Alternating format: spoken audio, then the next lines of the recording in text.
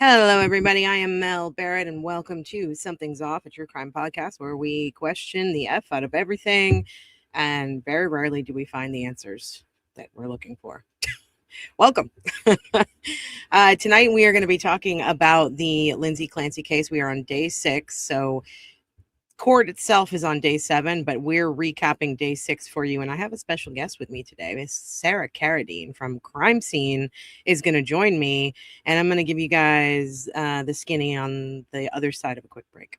Good morning, everybody. I am Mel Barrett. I'm Rebecca Lavoie, allegedly. I'm smart. Happy Monday, everybody. I am Mel Barrett. I'm Rebecca Lavoie. Happy gay summer, Mel. Happy hump day, everybody. I am Mel Barrett. I'm not humping anybody. I'm Rebecca Lavoie. Happy Saturday, everybody. I am Mel Barrett. Oh, no. I'm Rebecca Lavoie, and my mic is muted. Good morning, everybody. I am Mel Barrett. I'm Rebecca Lavoie, and that's Briscoe. And welcome to Something's Off, a true crime podcast where we swat the haters aside with our astute takes and humor and joy. And the joylessness I don't give of those a fucking people. Blah. Hags.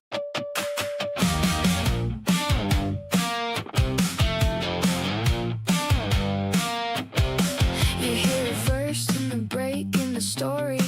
One little crack and the whole thing gets wary. A witness swears but the timeline bends. A smile too smooth and the trail just ends. Mel Barrett says, hold up, look again. Rebecca Lavoie follows every thread. If it feels too neat, then it's not the truth. There's a shadow line running through the room. Something's off, something's off. You can feel it in the bones. Something's off, something's off. When the facts won't come home. Something's off, something's off. And the case won't stay in place. Something's off. We're the ones who chase. We're gonna go members only. Yeah, we're the ones who chase. Wait, did that witness just blink 3 times? Something's off.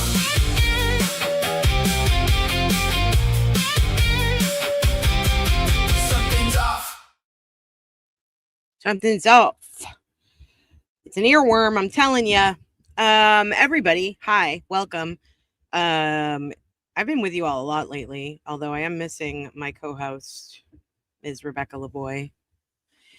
She'll be back next week, starting on Monday, although you might see her maybe on the fundraiser on Saturday that we're having for Adam Deitch. We're not having it. Emily C. is having it, and she has graciously invited me to come on with my friend Jimmy, aka Auntie Deb. So we'll be on TBD on Saturday. I will let you know when that happens. But for now, my co-host, as I mentioned this evening, is Sarah Carradine from Crime Scene, one of my besties. I'll actually be on with Sarah tomorrow night after I do Maggie's show. I don't believe they do live to tape. I'll ask her when we come on, but you should definitely go follow, subscribe, and do all the things to follow Crime Scene because they are amazing women. Sarah and Mari are lovely, and I have a blast every time I'm on their show. This week, we're going to be talking about the new Netflix documentary about the Idaho Kohlberger case. The documentary is interesting. It's not the best thing I've ever seen, but I'll tell you more about how I feel on their show. So day 6, we didn't have anything like crazy explosive happening on day 6. We're going to break it down with Sarah. There is one thing that happened that is legal that we have to talk about. So I'm going to run through the legalities of everything. And then also we had a witness pop back up from the Karen Reed case. You guys are going to recognize her. Hopefully you'll remember some of the testimony she gave from Karen Reed. It's very similar in this case, although in this case, I don't think she was being bamboozled by Canton Police Department or the Massachusetts State Police, but you'll see who I'm talking about in a moment. As always, on your way in, please don't forget to like the video, comment, subscribe, do all the things to help us with our algorithm. And if you feel so inclined, send us a super chat or you can tip. We prefer tips just because YouTube doesn't take 30%. So if you want a tip, you can do Venmo, Cash App, or PayPal. Those are all at the top of the screen. They're pinned in the chat, and there's a QR code that's handy for you right on the screen. I really, really appreciate the tips because we work hard on the show, and that's how we keep the lights on and keep everything moving. So, all right, housekeeping spiel over. Let's invite our guest in, shall we? Oh, wait, she's taking a sip of coffee. I can see you. I can see you in the green room, Sarah. Spit take. Let's go, was like, Klutz. Come on, Klutz. Let's go. It's 6 o'clock in the morning.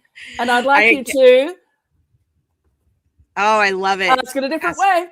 Ask it a different way. She said, ask it a different way. That sounds different than the way we say it. Ask it a different way, can't. Mr. Jackson. I can't ask you it a different way. What is I it you can't. can't face, Maria? If you know, you know. Good Hi, morning, Sarah. everybody. Good morning, chat, or good afternoon if you are in the other hemisphere. Yeah, it's 4 p.m. here. Mhm. We're just getting started. For those of you who don't know Sarah in my audience, though I can't believe that you wouldn't know Sarah because Rebecca and I talk about her all the time and she's been on the show before. But Sarah, would you mind telling the audience a little bit about who you are, where you came from, what you do, and where they can find you on the interwebs? Well, sorry, I was just distracted by Lady Harlot. Lady Harlot saying pearls in a t-shirt at 6 a.m. icon behavior. You got it, sis. Who I am and where I come from. Well, when a man and a woman or a test tube love each other I'm at Crime Scene Pod. We talk about true crime documentaries. So we're a review podcast, similar to Crime Writers On. We look at what we call properties, so it could be a documentary or a docu-series, and we talk about how it's made. We particularly want it to be victim-centric. We don't like reenactments. You have to do a really good reenactment to have our tick of approval, like the animations in the worst evers. So, of course, we do talk about the crimes. Sometimes we cry. We try not to. And we have fascinating guests. And yes, you do, like me and Rebecca. Yes.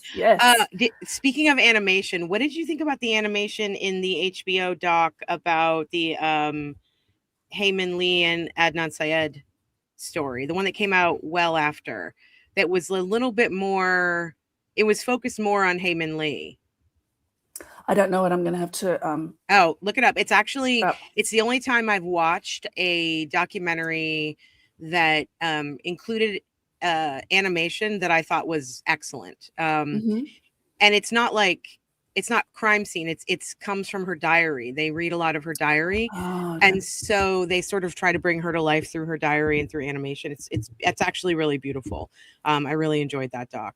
Yeah, there's an entirely animated doc called The Tower about the shooting is it the shooting at Kent State? Chat, find it for me. It's about a college shooting, which of course at the time was so shocking and should still be shocking and is still shocking. Please stop shooting each other. I know. Did you guys notice how Australia dealt with the shooting at Bondi Beach? Like immediately everybody came together and said this is wrong. And I feel like every time something like this happens in Australia, that your government changes the laws. What's that? It's just some, I can't see it. It's just some klutz on Bondi Beach. Some klutz. Patrolling the beach. Which one am I? I'm this one here. I love it. Me and my klutz. I love so that Bondi's so obviously, sorry to interrupt you, Mel. Bondi's no, go ahead. And that's my bonnet there.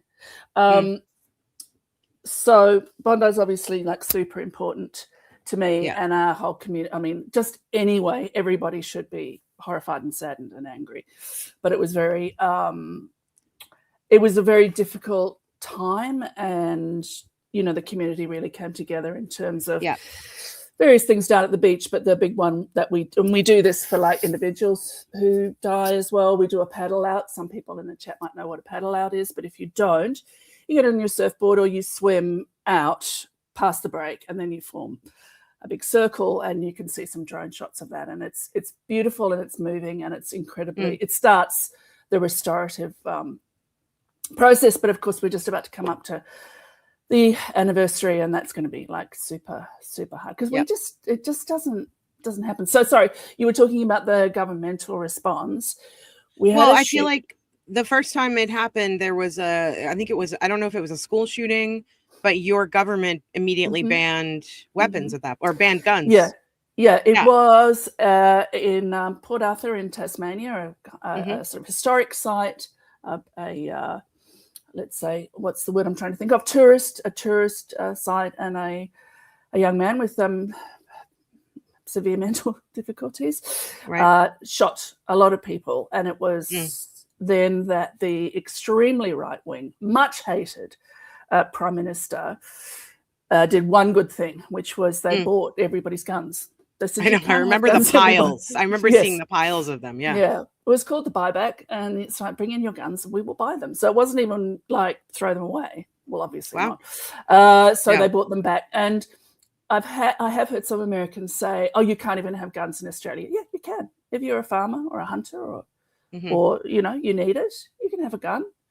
But they are quite hard to get. And there was unfortunately an incident at Bondi Junction a couple of years ago where someone went with a knife, but of course you just, sorry to be brutal, this language is going to be a bit brutal, you just can't kill as many people with a knife before you get tackled as you can with a gun. So absolutely. And I mean, we struggle, a lot of the cases that Rebecca and I cover deal with not our Second Amendment, but our First Amendment. And it's tough here because I'm of the mindset that I believe people who hunt and shoot for sport and things like that, I believe that we should have the right to own guns. And I feel like if that right is taken away, then we start impeding on our other rights, like the First Amendment and a couple of other things.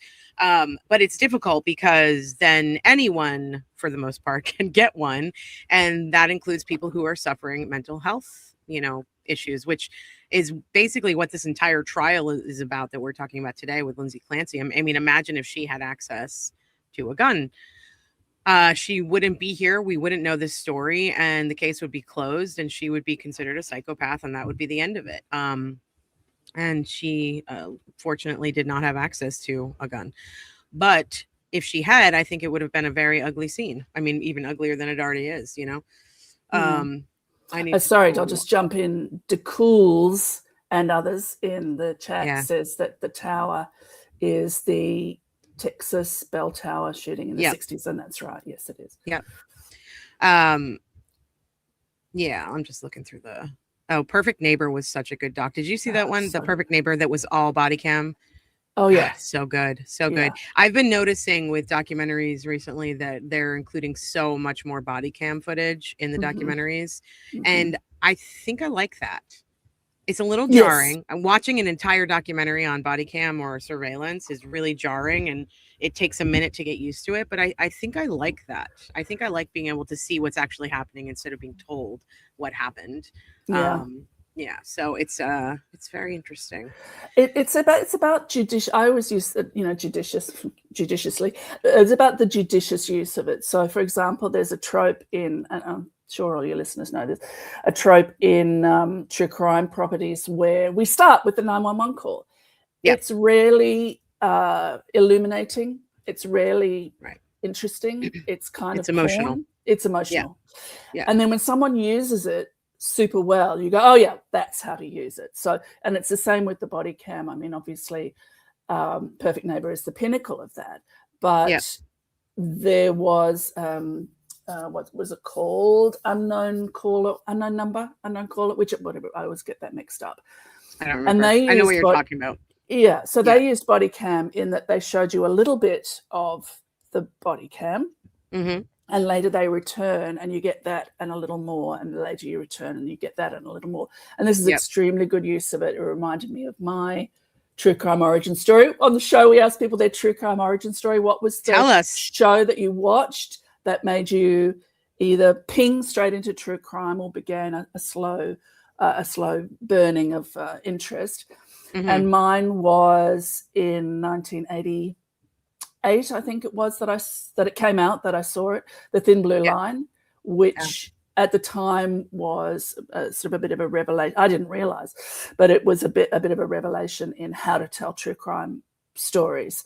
And I think that even in the 4 years that Mari and I have been doing Crime Scene, we've seen these particular documentaries that are, it's not about advancing the form. They're good because the makers say, how should this story be told? How long should it be? Which is often, set by the network. Mhm. But what is the form that a story should take? And all storytellers should find out what form it is. Should it be a song? Should it be a poem? Should you write it in the sand? Should you do a painting? Should you do a documentary? Yeah. And so when these documentary makers say, what is the form in which to best tell this story? And that's where the innovations and the steps forward come from, I think. Agreed. So, Agreed. yeah, true crime origin stories are always very interesting. We also have a lot of listeners who don't watch any of them. They just listen to us. Because I think that's what happened when I first started listening and watching true crime documentaries. I mean, that I got into, I have been obsessed with it since I was a kid. I think I read Helter Skelter when I was like 10 or something like that.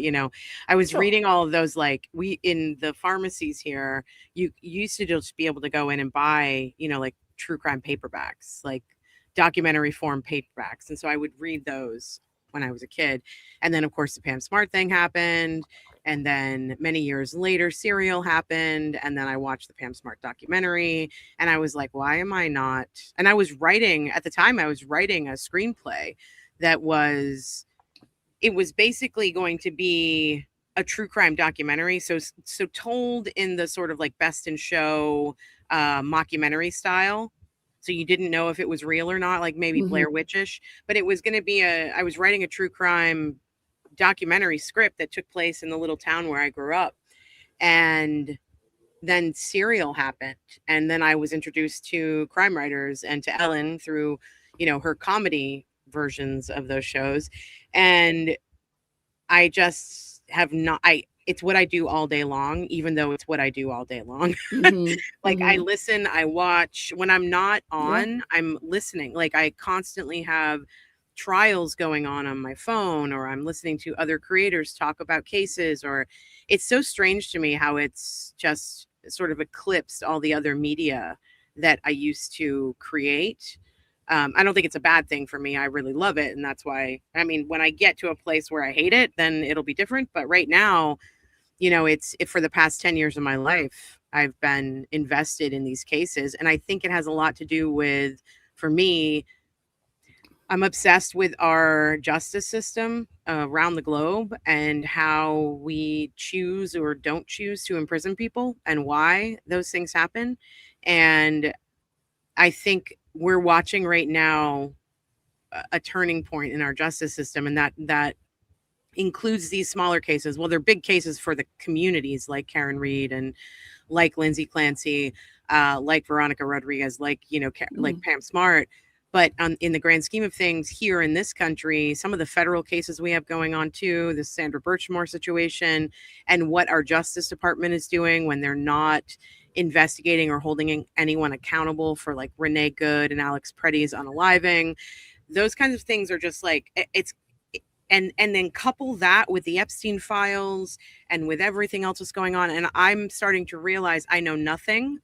And I know a very, very, very bottom line intro into our justice system. And what I don't understand is the scamming that happens.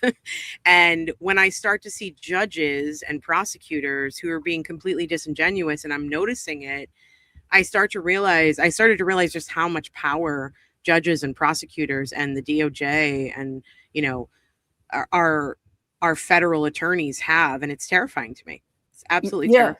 And, that trickles through the whole of the culture because, a very highbrow show called Elspeth, heard of it? It's very silly. It's such a trope. It's, outsider for the police is so brilliant that the police then have to consult them and then they have to solve all the, high potential. And there's so many, Monk, there's so many versions of it, although he was police.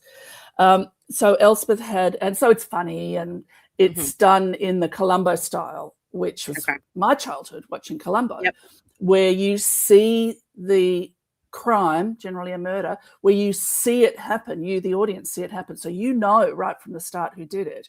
And then we watch the brilliant mind come to the conclusion that we know they should.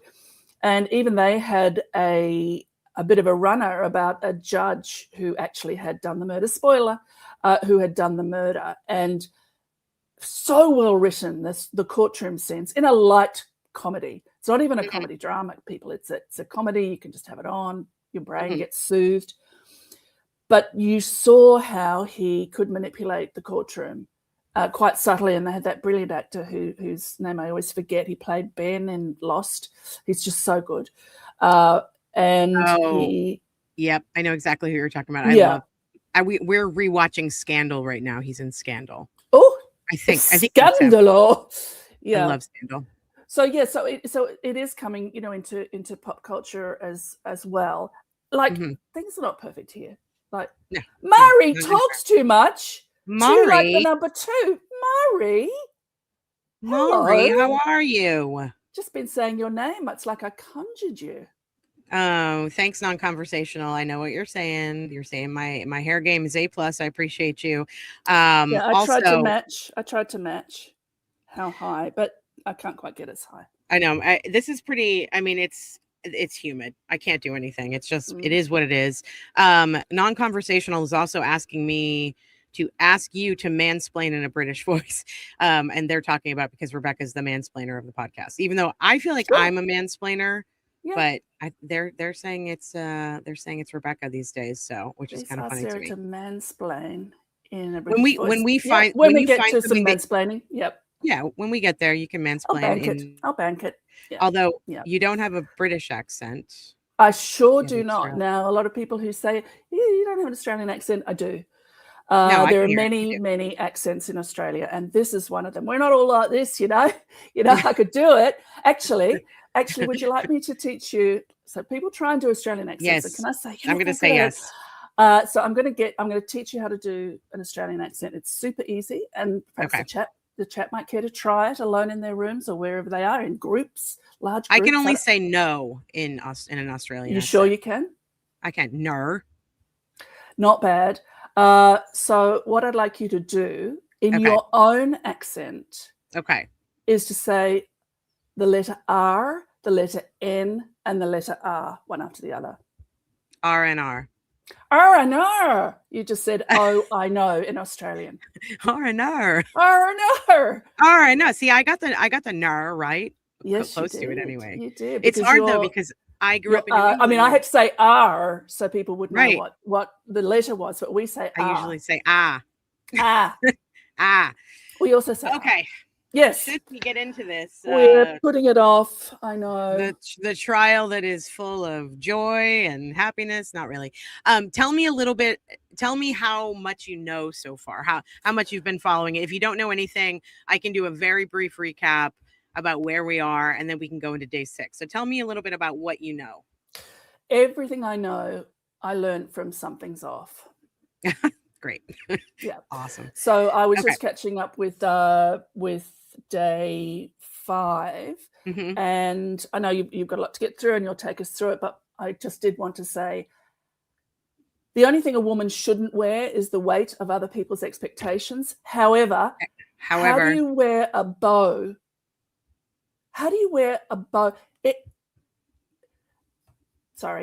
It's not about telling people what they can and can't wear or do with their hair or their body modification or anything like that. I get it.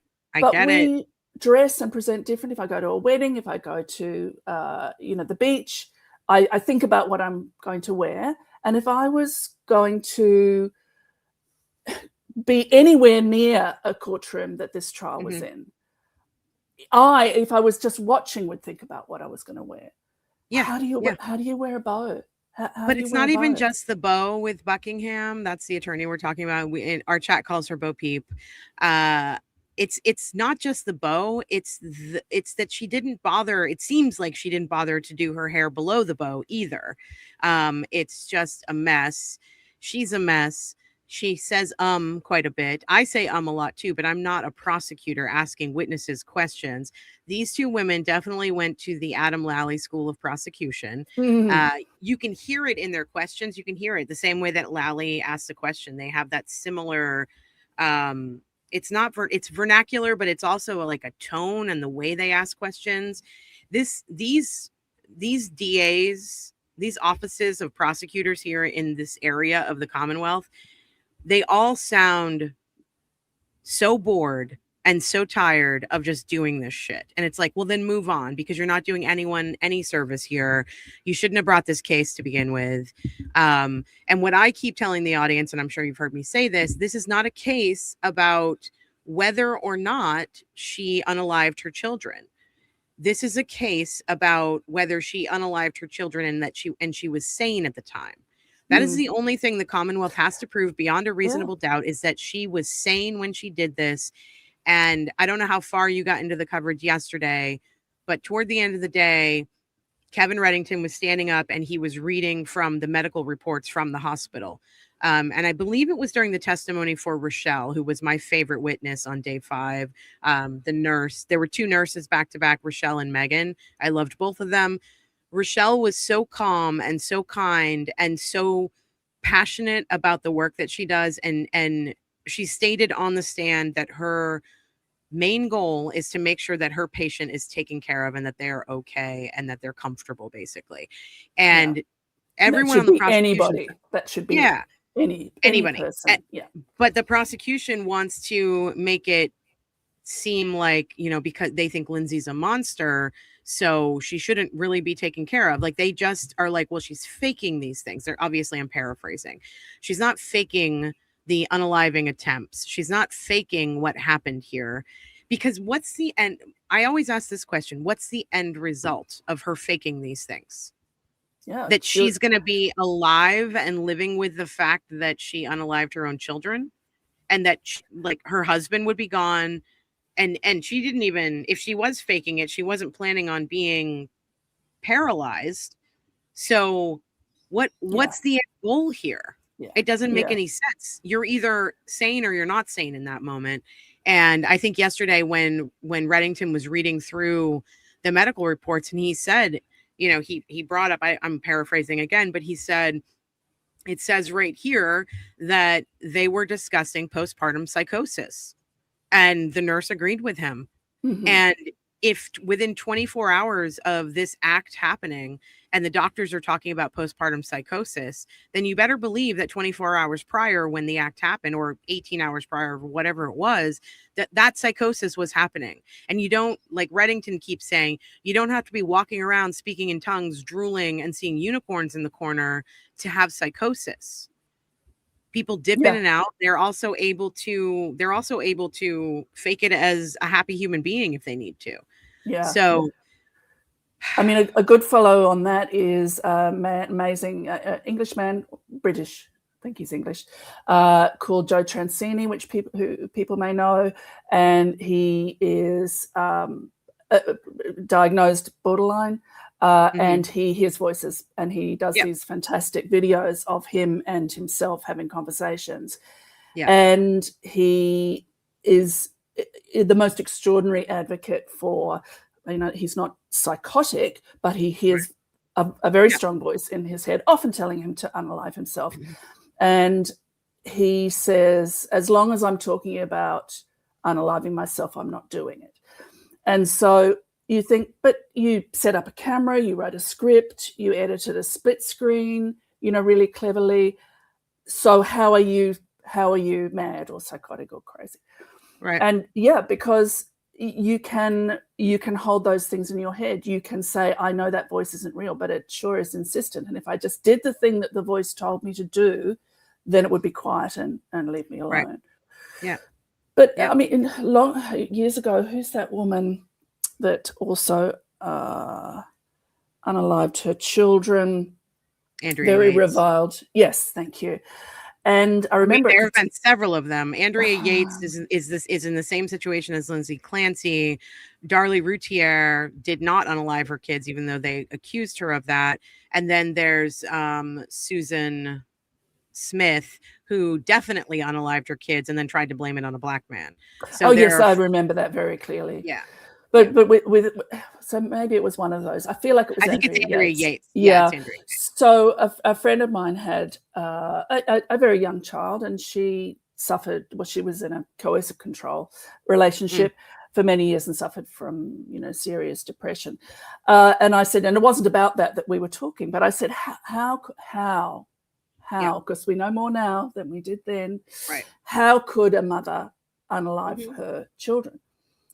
And Yep. she said, because you're going to unalive yourself and your child cannot live without you, you have to take them with you, like literally take them with you, so that it is out of, unbalanced, but excess of love, let's say. I don't know if you want to call it love, but that's the thinking. And I was so struck by her saying that. It made me begin to think about things like that. Things are not straightforward. But if you, in the depths of your mental health crisis, think, I have to be gone, and if I'm gone, my dear children, who I love more than anything in the world, are going to suffer terribly, and they shouldn't have to, then it absolutely makes sense, doing the little inverted commas, to take them with you. Basically. Yeah, and two things on that. With Andrea Yates, they realized that she had mental health issues, and she was actually allowed to leave. And she went to the mental health facility. She is choosing not to leave that mental health facility and regain society, because she knows that her mental health is not okay. So she is by choice staying there. Which I think says a lot. And I think that's actually what Lindsay Clancy is sort of asking for in this situation. And I think that, in my opinion, the civil cases that she has going and that Patrick have going are to be able to pay for that care if it ever comes down to it, and to pay for what she's going to need now that she is paralyzed below the waist.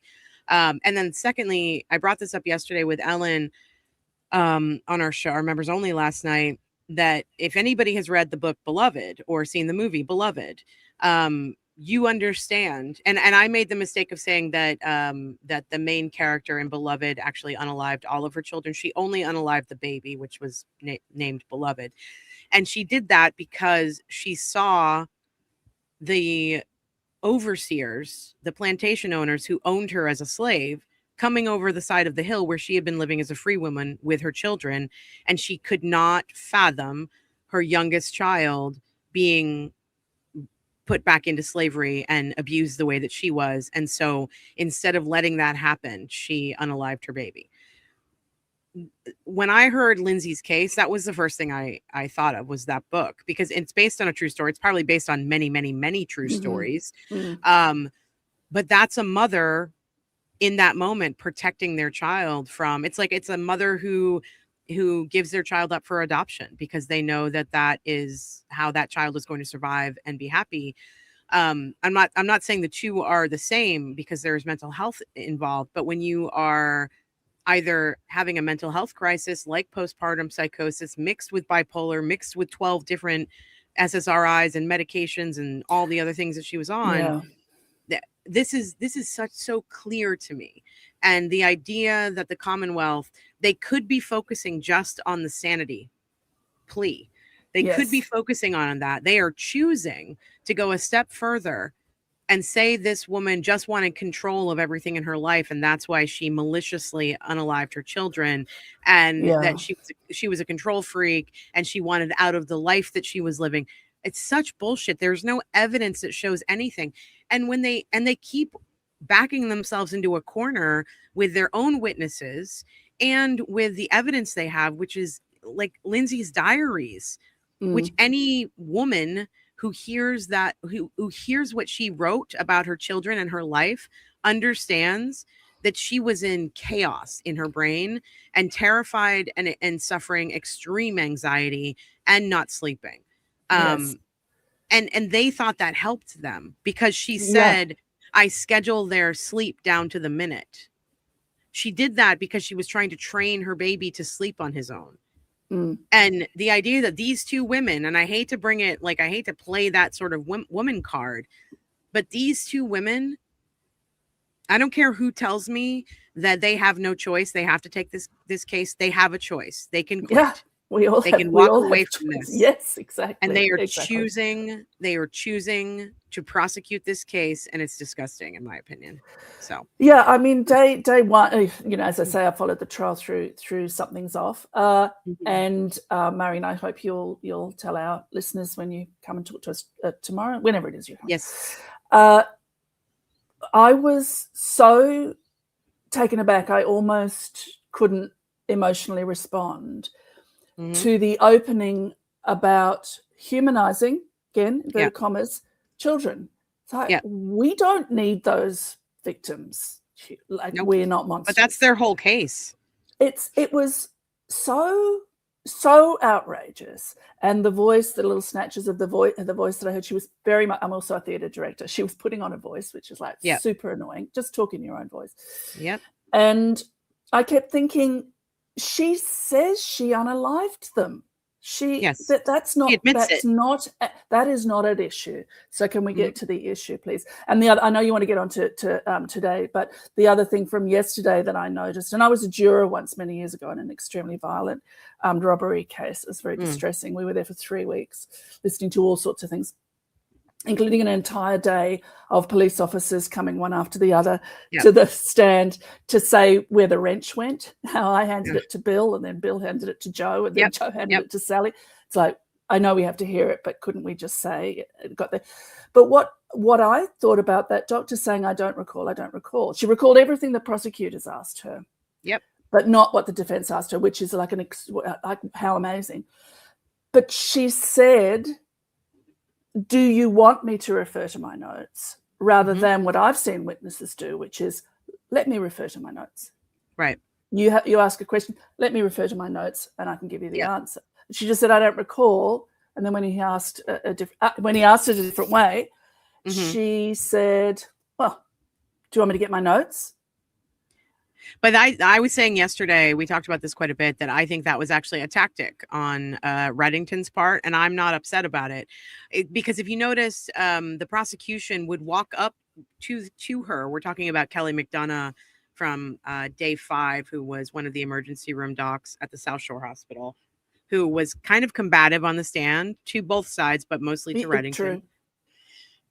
And so the prosecution would walk up with her notes and hand them to her and say, if you want to refresh your memory. And she was like, sure. And she would flip through them. Kevin Reddington never made that offer to her, no matter how combative she was being, because he was making the point. And you saw him do this. He had that moment of emotion where he was like, I understand you're busy, but this is a murder trial.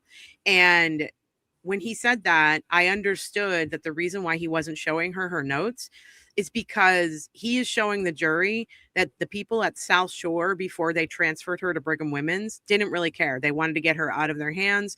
And I think he even showed a little bit that some of them thought she was a monster and just didn't want to deal with her. And that was the point. And that's what he was getting at. You don't recall from your own memory that her body temperature was 82 degrees. That's a simple thing, you know. Sorry, I have a tickle.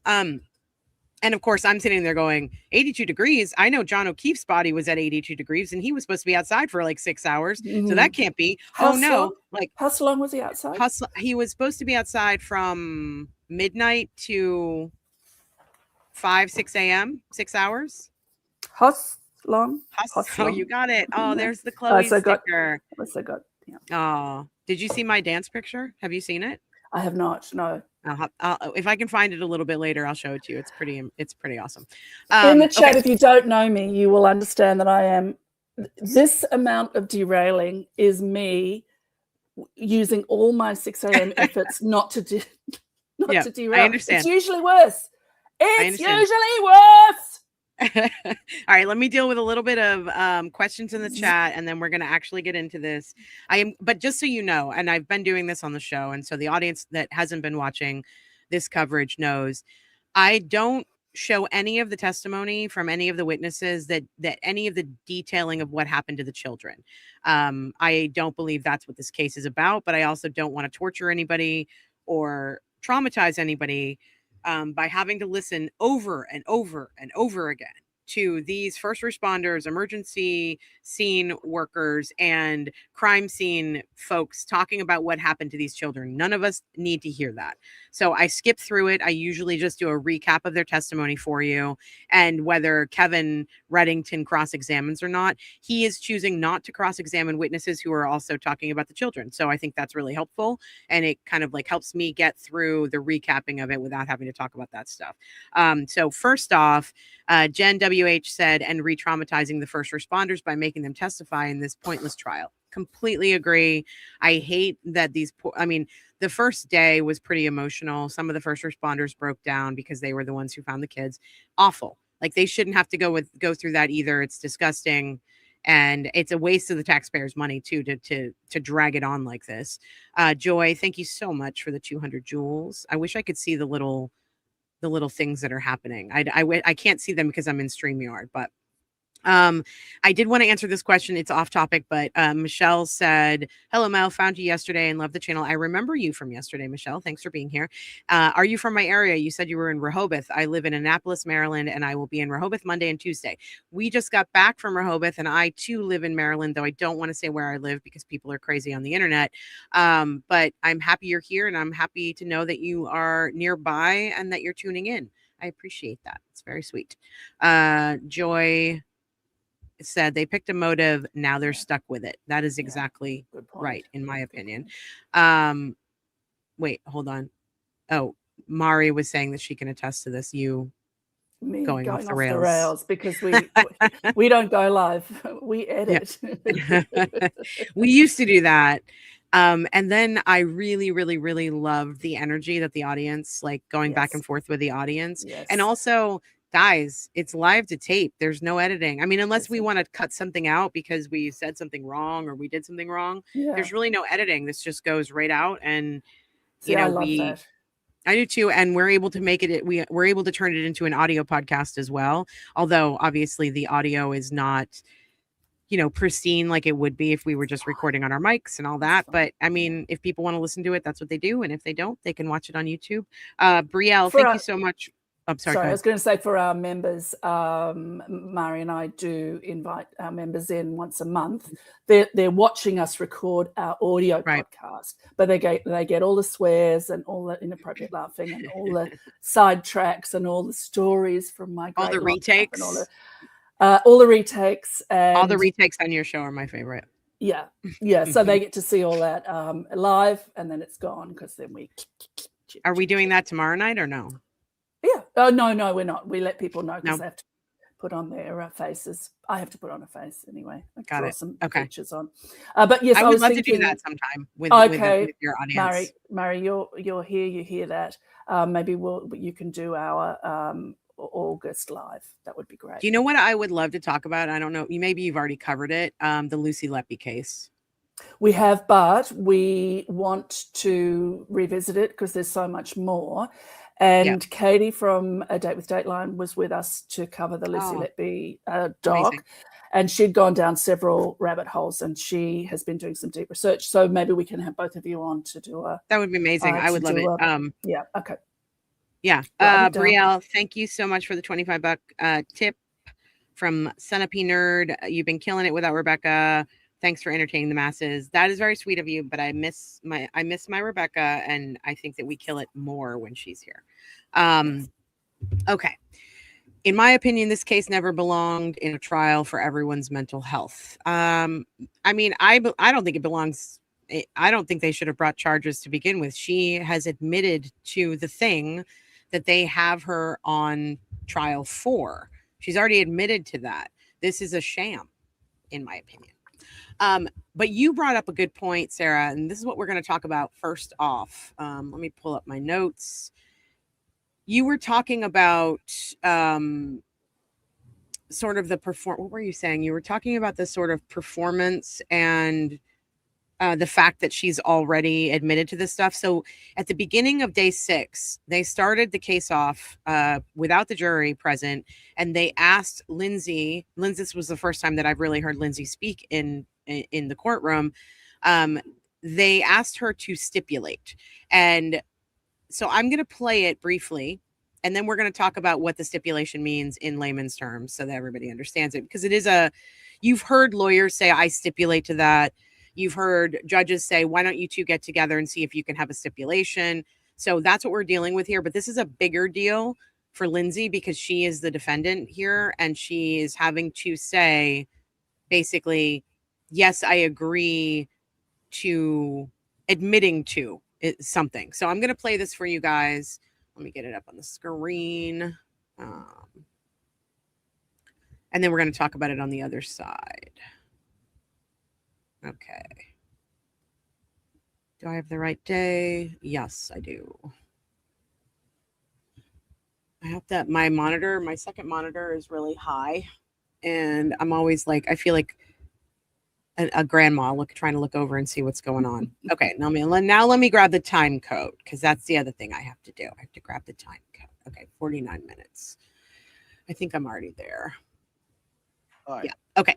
So this is the beginning of the day in court. No jury. This is going to be a stipulation between the defense and the prosecution, and you're going to hear Lindsay agree to the stipulation, and then we're going to talk about it. And later on, and I think also today, which I cover tomorrow, the judge actually reads out part of the stipulation to the jury. So we'll talk about it on the other side. But here we go.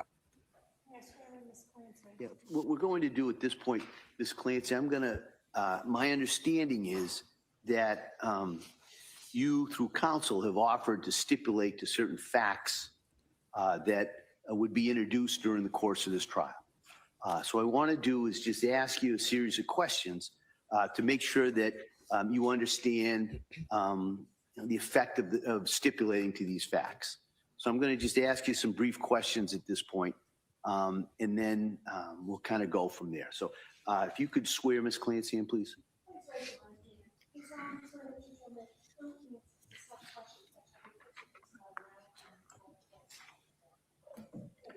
All right, Ms. Clancy, I have been shown a list or a summary of stipulations that's been marked as exhibit or J for identification.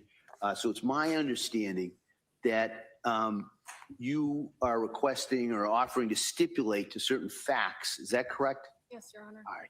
And before I accept that, I got to ask you some questions, make sure that your decision to do so is voluntary, that you understand the consequences. So I'm going to ask you some questions. If at any time you need to speak to Mr. Reddington, or you have any questions or have problems understanding what I'm saying, just let me know, okay?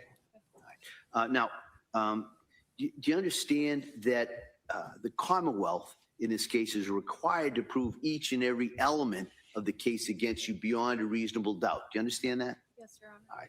You understand that there are certain facts that could be introduced during the course of the trial that would might support the Commonwealth's position regarding those elements. Do you understand that? Yes, Your Honor. All right.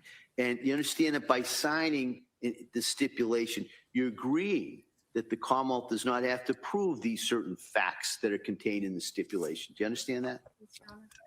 And do you understand by signing or going along with that stipulation, you are basically relieving the Commonwealth of its burden to prove those certain facts? Do you understand that? Yes, Your Honor. Is that what you want to do at this point? Yes. All right. Have you gone over the stipulation or the summary of the stipulations with Attorney Reddington? Yes, I have. Need any more time to do that? No, thank you. No, by entering into this stipulation, you're giving up some important rights. So I kind of want to go over those with you at this time. Do you understand, by law, you're presumed to be innocent of each charge against you, and you do not have to prove your innocence. All right. So instead, at trial, the Commonwealth, as I said to you before, has the burden of proving you are guilty of each element of the charges against you. And by entering into this stipulation, you're giving up your right to force the Commonwealth to prove the facts that are contained in these stipulations. Do you understand that? Yes, Your Honor. All right. You also, at trial, where we are now, you have the right to confront the witnesses that would testify about these facts. And by entering into this stipulation, you're giving up that right with respect to these stipulated facts. Do you understand that? Yes, Your Honor. All right. You also, if you wanted to, could call your own witnesses at the trial to contest these stipulated facts if you want to. You understand you'd be giving up that right by entering into this stipulation. Yes, Your Honor. All right. You also, at trial, have the right to remain silent and cannot be forced to testify at this. You understand, by entering into this stipulation, you're giving up in a limited way that right with respect to just those facts. Yes, Your Honor. All right. Are you doing this willingly and voluntarily? Yes, I am. All right. Has anyone forced you or threatened you to enter into this stipulation? No, Your Honor. Have you had enough time to talk to counsel about this? Yes, I have. Are you? All right. I make the following findings. I find that Ms. Clancy has knowingly, intelligently, voluntarily, and willingly entered into the stipulation of the facts that are contained and summarized in Exhibit J for identification. I find that she is competent to enter into this stipulation.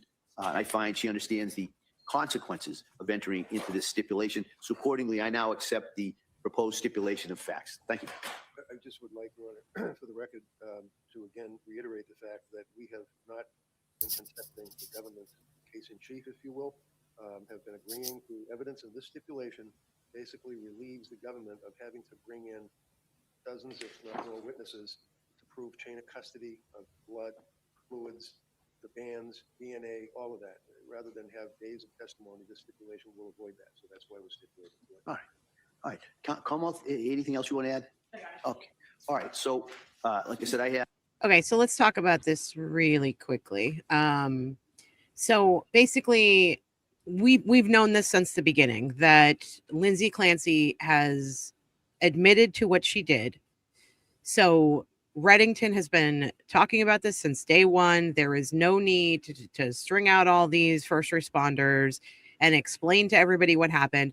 And Sarah, you had made a really good point earlier when you were talking about, being on a jury, and I think you said the wrench, you had to say, this person held the wrench and then he handed it to this person and this person did this with the wrench. It's the same kind of thing. This is what they're stipulating to here. So we're in a criminal trial. The government prosecution normally has a legal duty to prove every single fact and link in the chain of evidence beyond a reasonable doubt. So in order to prove something like that, you guys have seen it happen already. Something simple like this blood sample came from the defendant and was tested properly. That has to go through a whole chain of witnesses. So the prosecutor would have to call the nurse who drew the blood, the officer who picked the vial, the courier who drove it to the lab technician who logged it, every single scientist who ran.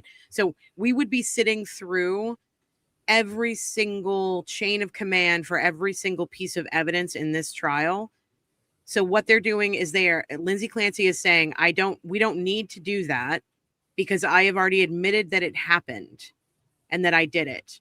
And so basically they're trying to save time. Instead of having 30 witnesses for 3 pieces of evidence or something like that. And what we're doing and what I think is happening here is that we're really focusing on the real issue, which is that, again, Reddington just put this on the record. They are not disputing how the tragedy happened or whose blood was at the scene. We all know because we saw her injuries.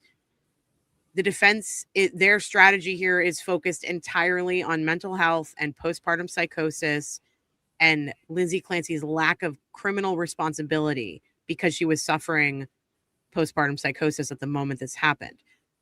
So when they stipulate, it's about routine evidence. Now, what would happen if they didn't stipulate? Every single piece of evidence that had to do with the children, we would have a whole new list of technicians, not toxicology, but forensics folks sitting on the stand and saying, yes, this band had this DNA on it. This is how I got it. This is where it went after I had it. And we would be here for weeks and weeks and weeks longer than we're already going to be here. So I think it's a good thing. Sarah, do you have any thoughts about this? I don't know if you have anything similar in Australia, like in your court system, but I felt this was a good thing for this trial. I don't know that in the case that I was the jury on, the he had pled not guilty. Mm-hmm. So, and the wrench was, in the courtroom, like you see on television. So it was literally an entire day of where the wrench went from, how it got to, how it went into storage or wherever they take it. Yep. Plus how it got to the court, literally how it got to the courtroom where we are today. Mm-hmm. And I don't know if there is an option to stipulate to that. I'll look it up and let your people know.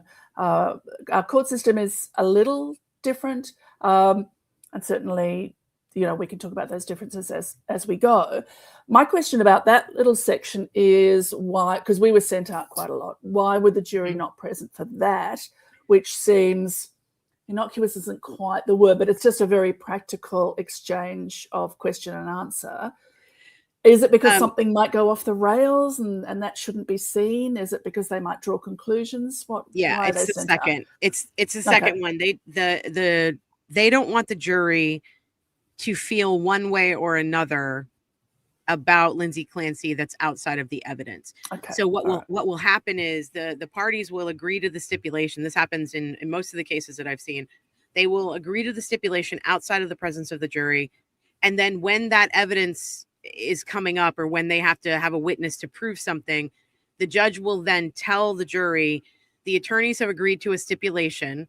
You're not going to see all of this stuff because Lindsay Clancy is already saying, admitting to that she did this. And I actually think that's a really important thing for the jury to hear, because it doesn't matter how often her attorney says it, but to hear it from the judge is actually really strong.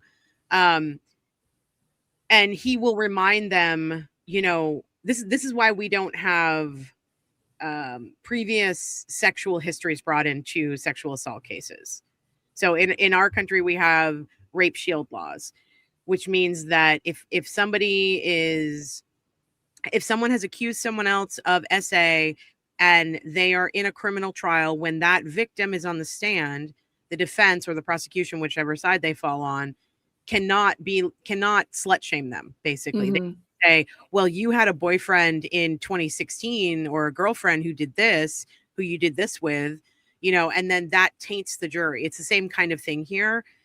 They try desperately not to taint the jury in any way. Yes. And so prior bad acts, the only way that prior bad acts can come in to testimony is if it's probative, instead of prejudicial. So anything that's prejudicial, they don't allow in. Yeah. But Lindsay has to say that she agrees to the stipulation. It can't just be her attorney. She has to be on record because she is accused of the crime. Yes. And so for the jury to know that she and her team have stipulated to this, I think is a very powerful thing for the jury. I almost feel like they can go, okay, I almost don't need to pay attention to any of these witnesses who are getting up and detailing what happened in the crime, because she's saying she did it.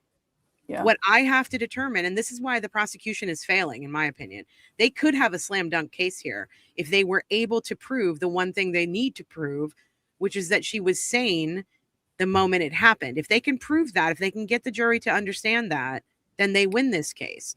But they've muddied the waters with all this shit. And so this is going to make it easier for the jury, I think, to decide and to focus where they need to focus, which is on her mental sanity or not at the time. And I think that they're going to fail at that though too, because Reddington has already gotten it into the record enough times that she was dealing with postpartum psychosis, and they had two of the forensic psychiatrists on the stand yesterday, and the first one was great, but that's because she spent a month with Lindsay. She got to know her. She understood her history with the meds that she had been prescribed. She understood how those meds interacted with her chemically. The second forensic psychiatrist spent 20 minutes with her and made an evaluation in an emergency situation while she was intubated. So I'm hoping the jury is smart enough to see the difference between those two witnesses. But again, the prosecution doesn't do any, they're not doing themselves any favors. They've already had several witnesses who might as well have been defense witnesses. They're not helping their case. Patrick, potentially. Patrick, definitely. Yeah. All right. So what I'm going to do from here, we're not going to go through all this testimony because it's 6 hours of testimony.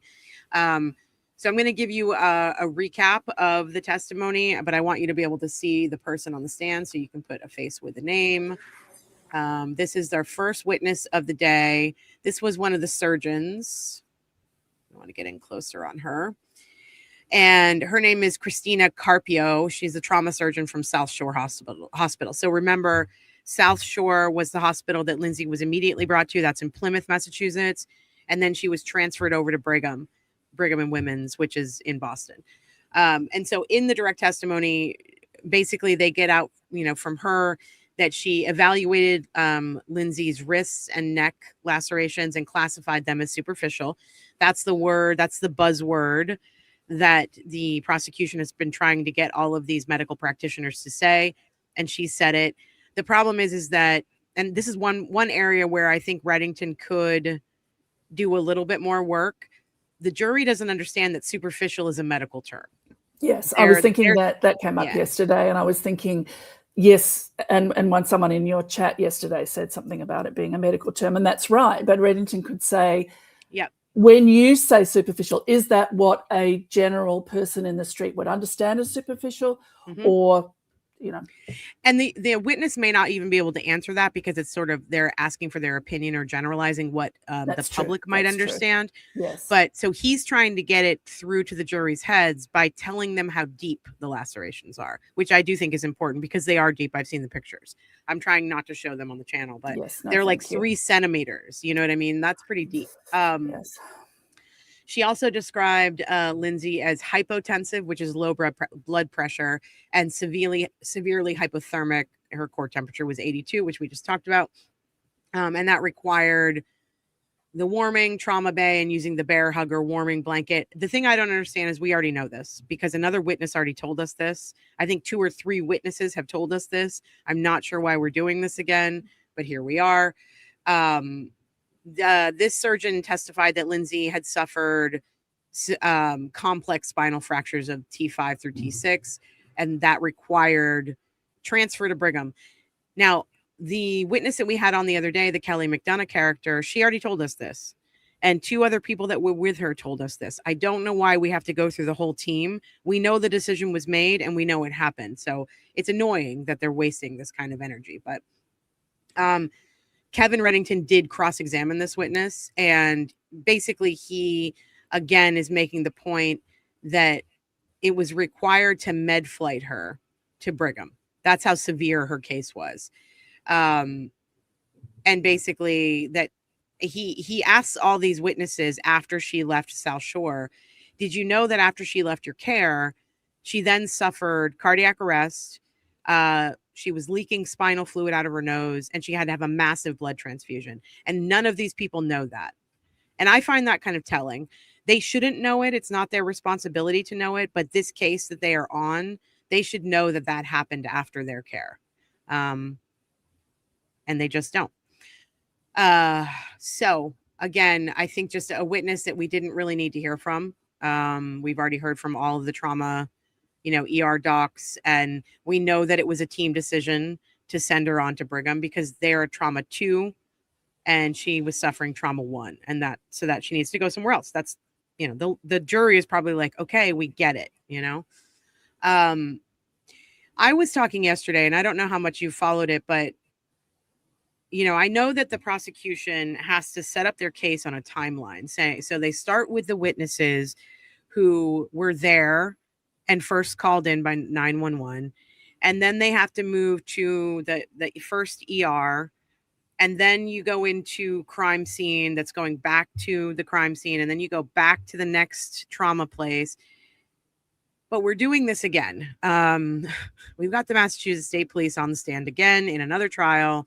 And they're going through the search warrant. The next witness on the stand is Lieutenant Joseph Rabbit, which I think is hilarious. His last name is Rabbit. Very cute. I wonder if they call him Bunny. I hope they call him Bunny. That would be too cute. But again, he didn't really have much to add. Let's see if we can get his eyes open. Oh, yeah, they definitely have to call him Bunny. Look at that. They do. Look at that. Look at his little tuft of hair. Yeah. Bunny. Oh, Bunny. Little round eyes. Yeah. He was responsible for searching under the cabinet and finding the meds, which we know she was taking because we've already listed them out a million times, and they've been brought up to the stand and shown to several witnesses that she was taking lorazepam, Zoloft, hydroxyzine, Klonopin, Prozac, Trazodone, all those things.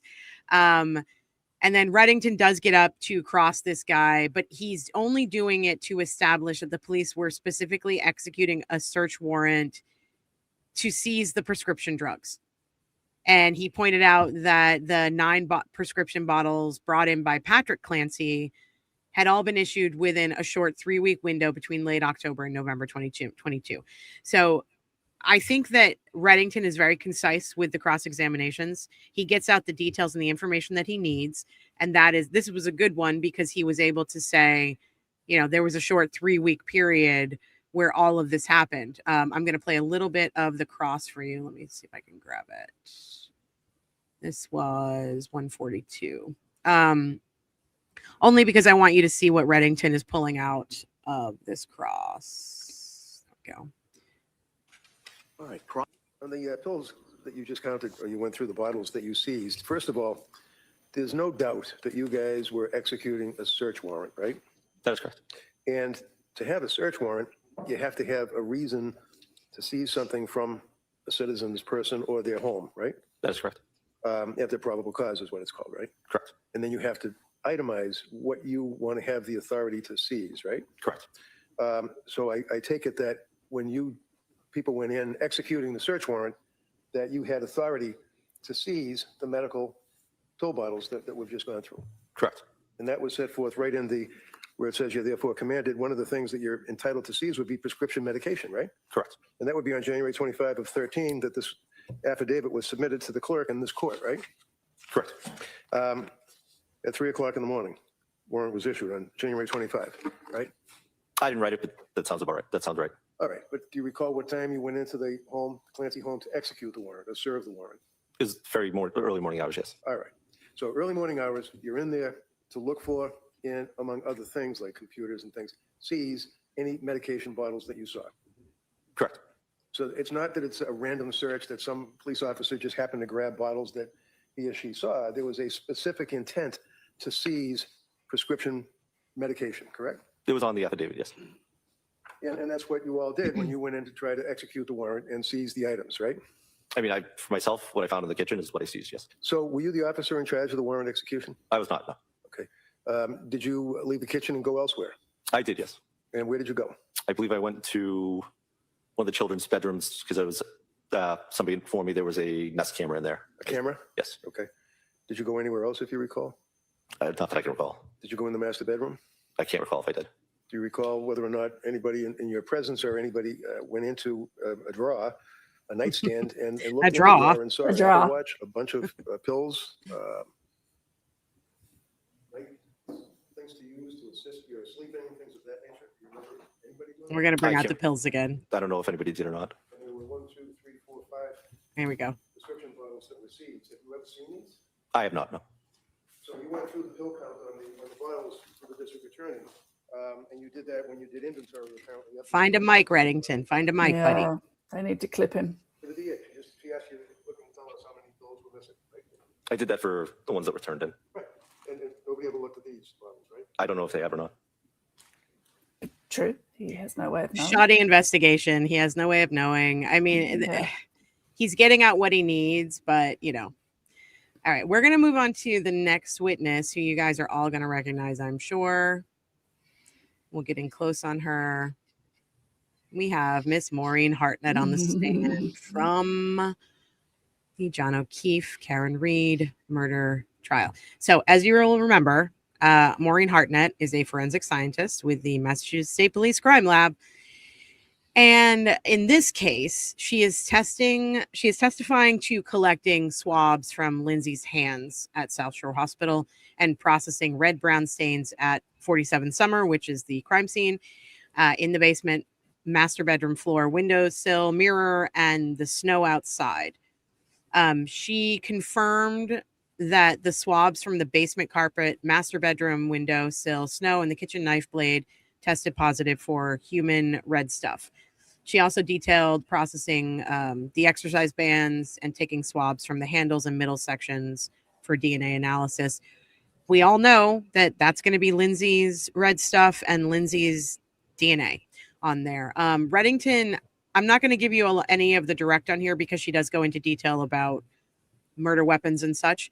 But I am going to get into a little bit of the cross because Reddington questioned her on basically the screening tests and the confirmatory tests, and then putting an emphasis that not every single stain depicted in crime scene photos was individually confirmed to be red stuff.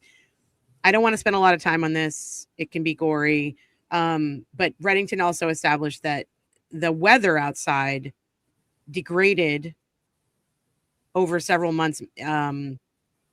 It basically made it impossible to get clear confirmatory results on the exterior shingles stains. This is if you remember, there was one swath of red stuff on the exterior shingles, and because of that one swipe, the prosecution has decided that she Spider-Man crawled down the side of the house before then falling on her head and becoming paralyzed. So that's the part that I want to get to. I don't want to cover all the other stuff. I want to get to the part where Reddington is asking her about the degradation of that material on the side of the house because it was freezing cold outside, and also the winter months, everything made it difficult to get a good reading on it. So I want to skip ahead a little bit. Let's see. We're not going to go through the direct because it's just too graphic. But let's get to Reddington. Counsel, it's just about 11 o'clock. Why don't we take the morning? Oh, that's when they take the break. Sorry. All the breaks. And I love how they only work until Jury, 4 o'clock in the jury afternoon. needs them. Honestly, having been on a jury, you do need all the breaks. And if you have a good judge, they'll be, you realize that they're watching you, because just as you start to drift, suddenly there's a break and you think, oh yeah, he's he or she, but he in my case. Yeah. Although we also know that Ani Bev just liked to get out early so she could get to the Cape and have her wet clothes. Yes, true. Correct. Correct. That's working for the Mass State Police investigating this case. I just want to get a little bit further ahead. Okay. So we have direct and redirect on this one. Confirming that the stains that are on the floor of the bedroom, all the blood, Actually, human blood. all right. 61. Let me just make sure this is not a graphic Yes, I do. picture. You see Okay. those drops No. that appear to be going down from above in a downward direction? See those drops? You tested those? I Blood do see the spatter red blood stains, analysis and yes, I performed a is screening test on one of them at the scene. not concrete. And you're again, Just- if you're comfortable that in fact is human blood. Correct? I did not perform a confirmatory test on that specific stain back at the lab. So I just screened it at the Why? scene, and that stain was not tested any further at that time. It was what? I performed a screening test at the scene. I did not perform any confirmatory tests on that specific stain back at the lab. Well, there's no doubt that the stains that are depicted on the full-length mirror that we can see in Exhibit 161, and the stains that were on the floor next to the bed, and the stains that were on the floor in front of the bed heading towards the door, all with the same consistency, right? I didn't make any determination whether or not they were all the same consistency. Human blood?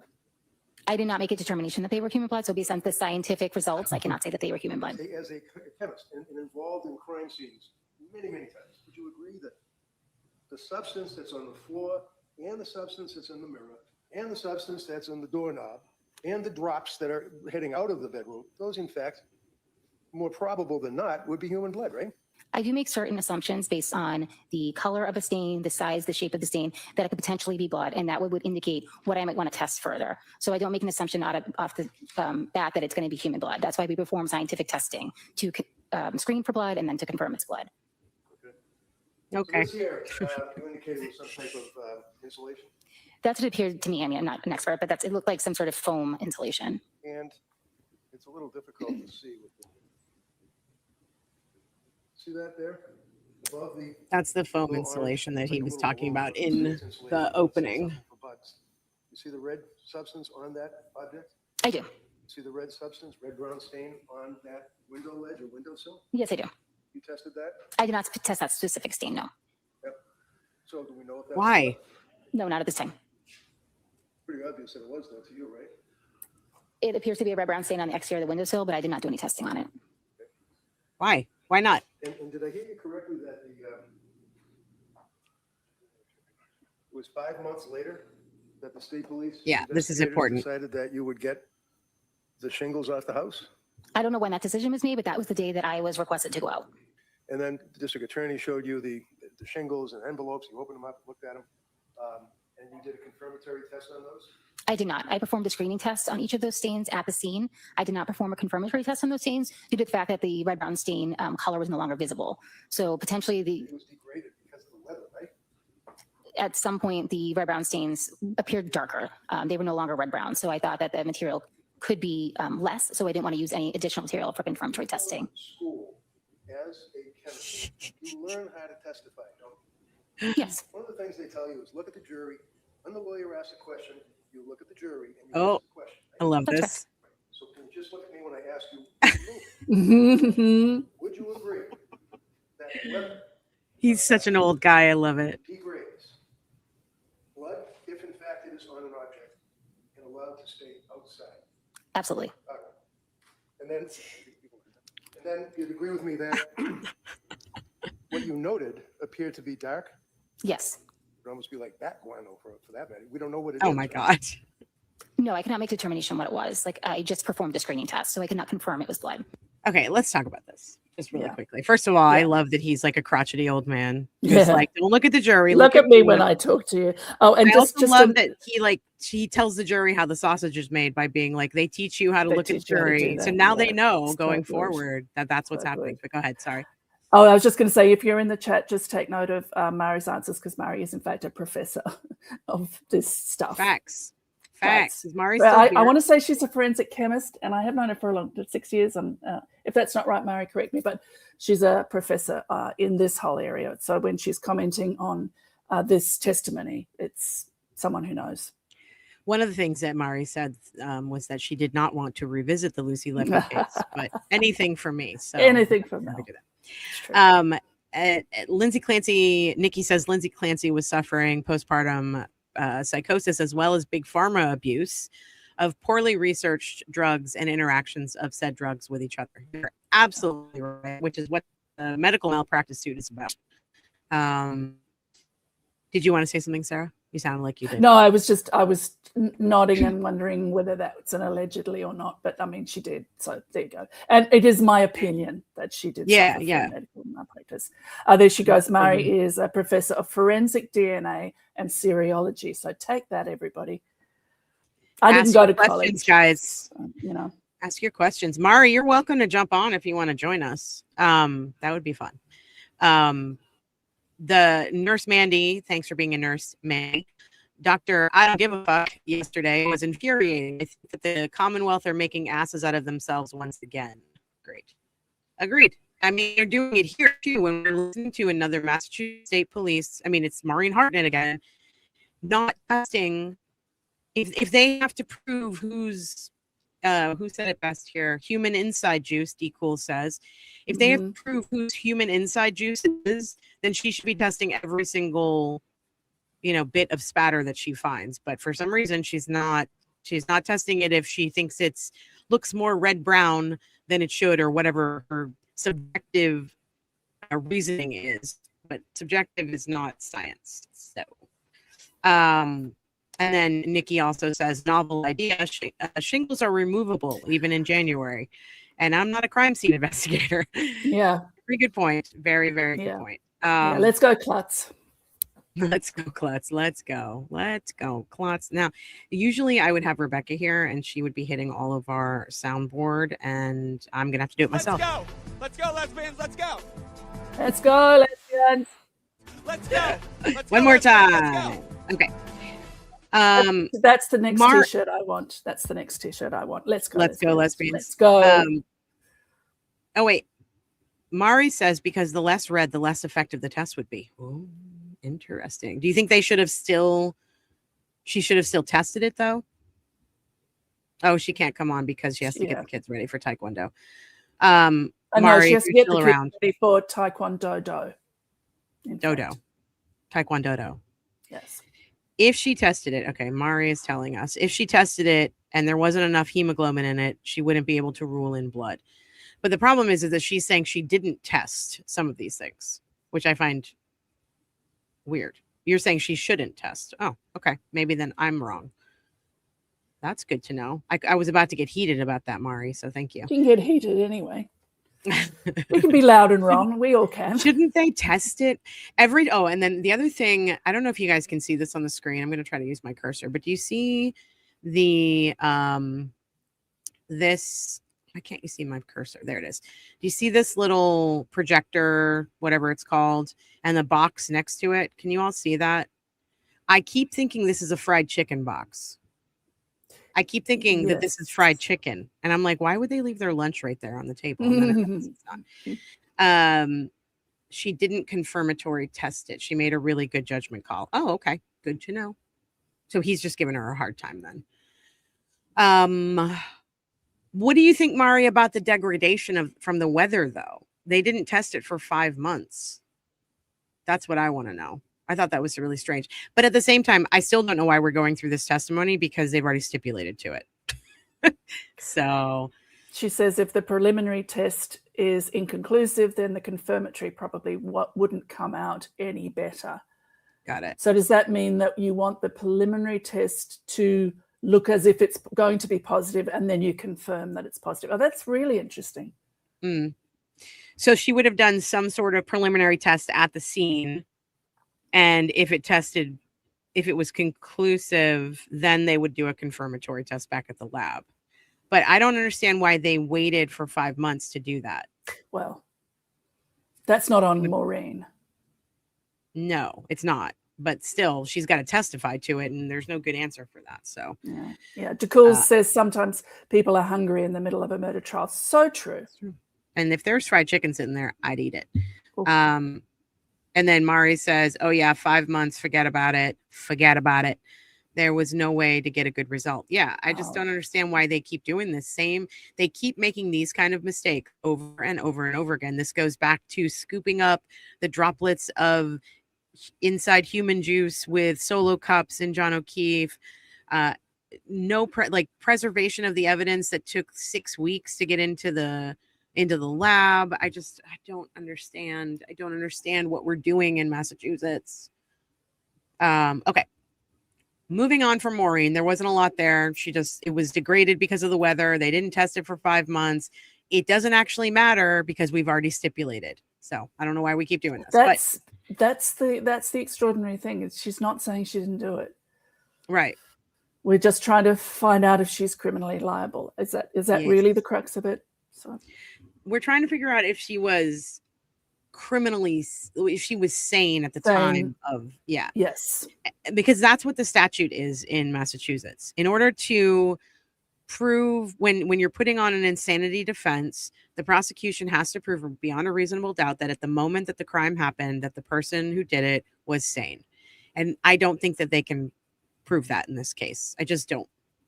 It's already been discussed about her psychosis, happening before the time, and then within 24 hours they were still discussing whether she was suffering psychosis. So okay, moving on. This next guy, Jonathan Long, who's another MSP service trooper, he testified that he photographed and processed the scene,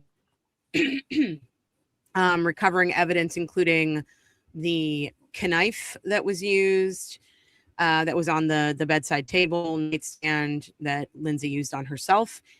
He processed it. He processed the other murder weapons. Reddington only crossed him really briefly, and basically was like, you were there to collect fingerprints, but you actually found no identifiable fingerprints belonging to Lindsay on the knife or the other murder weapons. And so that just really went nowhere. All right. We're going to try to move through these because we're already an hour and a half into this. Are you on any kind of a tight schedule? Do you need to get out of here? Just back to bed. Okay. Oh, that's right. It's only like 6 a.m. Well, it's 7:26. Yeah. 7:30. You can have me as long as you like. Oh, I love that. I appreciate that. Yes. Tomorrow is, just so you know, tomorrow is going to be a little crazy for me. I've got a show at noon to go over today's testimony, and then I'm on at 4:30 for like sort of a pregame before I go on Maggie Freeling's show. And then love Maggie Freeling.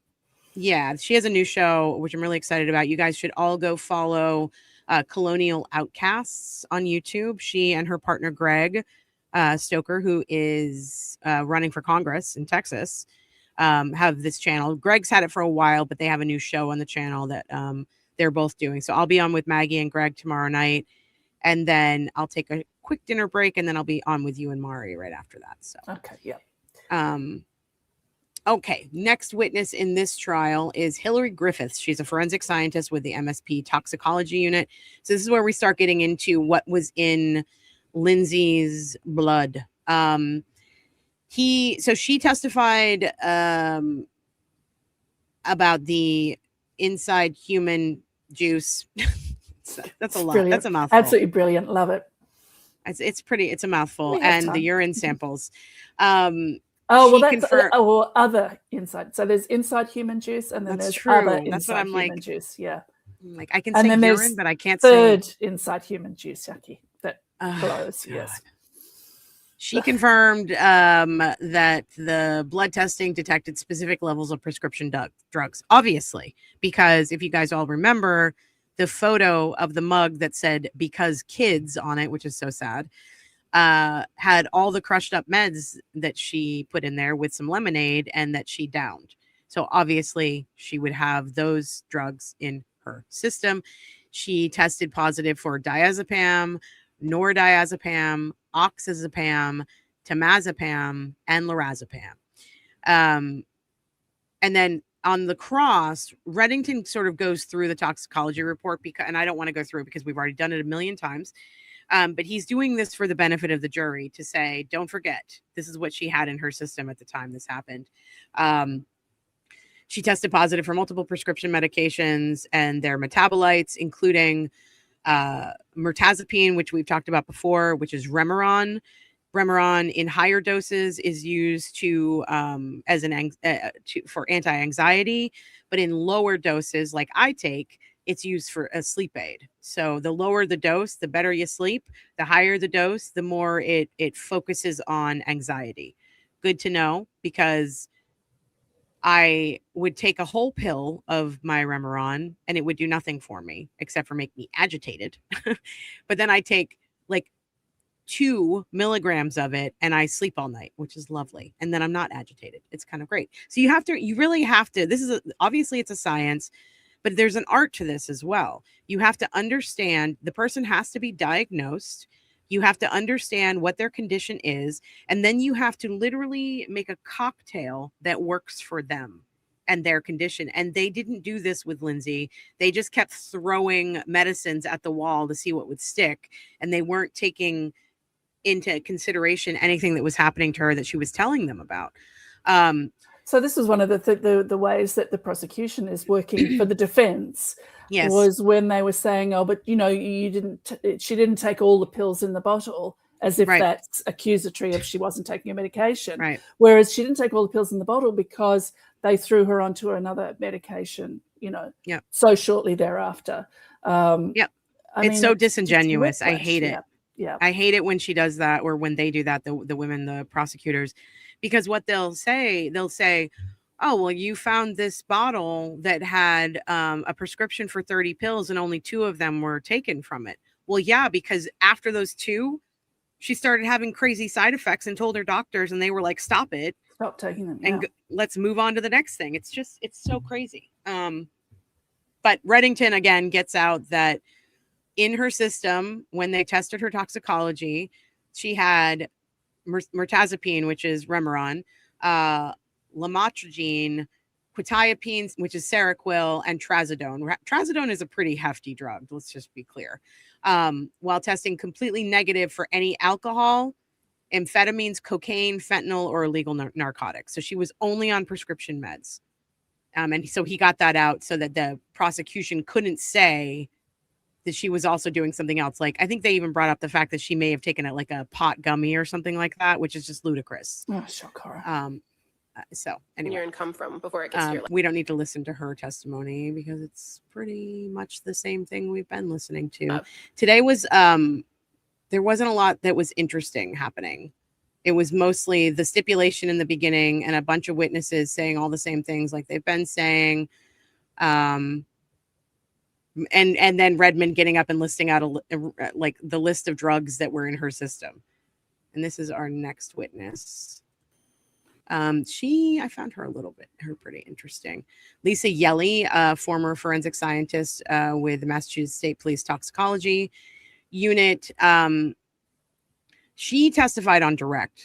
This way, I found this interesting. She testified on direct to performing the general unknown screen on Lindsay's inside human juice and urine samples, which qualitatively identified the presence of Remeron, trazodone, quiatapine, Seroquel, quiatapine metabolites.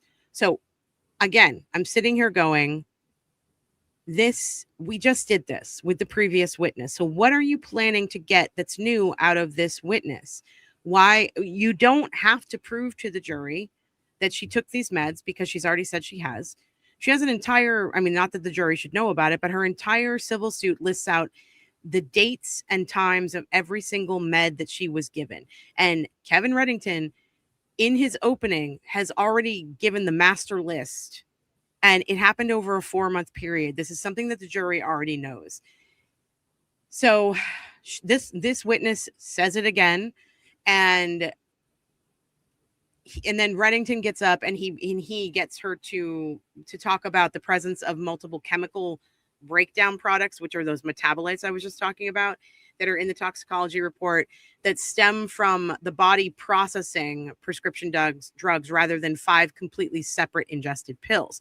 The important thing about that is that it shows you she was already taking the meds. She wasn't just trying to unalive herself in this moment with no meds in her system. She was metabolizing these prescription drugs. And that was the most important thing that came out of that testimony. And we have 2 more to go. Alicia Zimmerman is next. Did you have anything you wanted to Would say? I be able to reference? I thought you looked like you were going to say something. Oh no, just someone in the chat is being lovely. Thanks, Remoto 1977. It doesn't need to be highlighted. Just, you know. Remoto is one of our favorites. Remoto, we love you. Welcome, Sarah. Yes. Oh, you should have heard me before, Remoto. I was on one. We tell people all the time to stop taking meds when they have weird side effects. And the testimony that we had yesterday, Kevin Reddington got this in front of the jury as well with, I think it was the first psychiatrist who had spent the month or so with Lindsay going and evaluating her. He got it out that there are these black box labels, and the black box labels are for unaliving tendencies. Like if you're feeling unaliving tendencies, stop taking immediately, talk to your prescriber. Lindsay did that, and it's all documented, including in her own diary. Patrick can attest to it, and it's in her medical files. So that was really important, that testimony yesterday. Teacup, yes, you did. You just missed Maureen One Swab Hartnett. She was just on the screen. I have taken her off. Yeah. But we did learn a lot. So go back and watch, because we had Mari in the chat who was explaining to us how the blood is tested. I said it. I said the B word. So go back and listen, because it was pretty fascinating. Okay, who do we have next? Hold on. There were a lot of breaks yesterday too. I think it's just because it's like, what are you guys doing? This is the lunch break. You're just talking about the same shit over and over and over and over again. Okay. Actually, this is important. This is when the judge is going to read the stipulation to the jury. So I want you guys to hear this, so you understand what they did behind the scenes, out of the jury's eyesight and ear holes, and what the judge has to say to them based on what they did. I don't know why he's reading it this late. I feel like I thought he was going to read it at the beginning of the day, but he waits until the last 2 witnesses. So it has to do with these 2 witnesses. So we'll see what he has to say. All right. So members of the jury, I'm going to read you what these stipulations are. But keep in mind, you'll have these, since they've been entered as exhibits, you'll have them with you back in the deliberations, during the deliberations, all right, back in the jury room. So you'll have these, but let me just read these to you so you can kind of have this as the case is going forward, all right? So exhibit 184 is a stipulation regarding the postmortem toxicology testing of. Let me just tell you what 184 is. Sorry to keep stopping. I have 184. While you're looking at it, there's one difference, probably of many difference between American juries and Australian juries. Mm-hmm. I was really surprised when I found this out, that American juries aren't allowed to discuss it till the end, we were absolutely allowed to discuss it as Ugh. long as we were all present. So if somebody Interesting. went out for a smoke or went out to the toilet, the foreman had to say, oh, no, we've got to stop talking about it. So we were coming back at every break and reviewing what we Interesting. were hearing. We were allowed to take notes. We had to leave. We were given notebooks and we had to give them back at the end of every day, and then we'd get them again. So with a 3-week trial and a lot of kind of physical evidence and various things, we were able to discuss each time, what are we thinking? How did that come across? What do we think about this person, that person, and the other? So when we came to deliberations, we'd actually, we just were sort of reviewing, do we still feel the same or whatever? Whereas I understand that American juries aren't allowed to talk about it amongst themselves. Obviously, you're not allowed to talk Akasha is saying that it's allowed in some states. I've never heard that before, but it might be. Okay. I know that. I wonder though, did you ever have anybody in the jury who was like speaking in a derogatory way about the defendant? No, we were, I would imagine, a very strange jury in that we absolutely agreed on absolutely everything. And then we had a huge 2 days trying to figure out our verdict, because we all thought it was a stitch up until the defendant took the stand, and then we all came back and went, well, he's completely guilty. And then our problem was, but has he been proven guilty? So it was an extremely upsetting, it was very upsetting because we actually returned not guilty, and we were all very, very unhappy about it.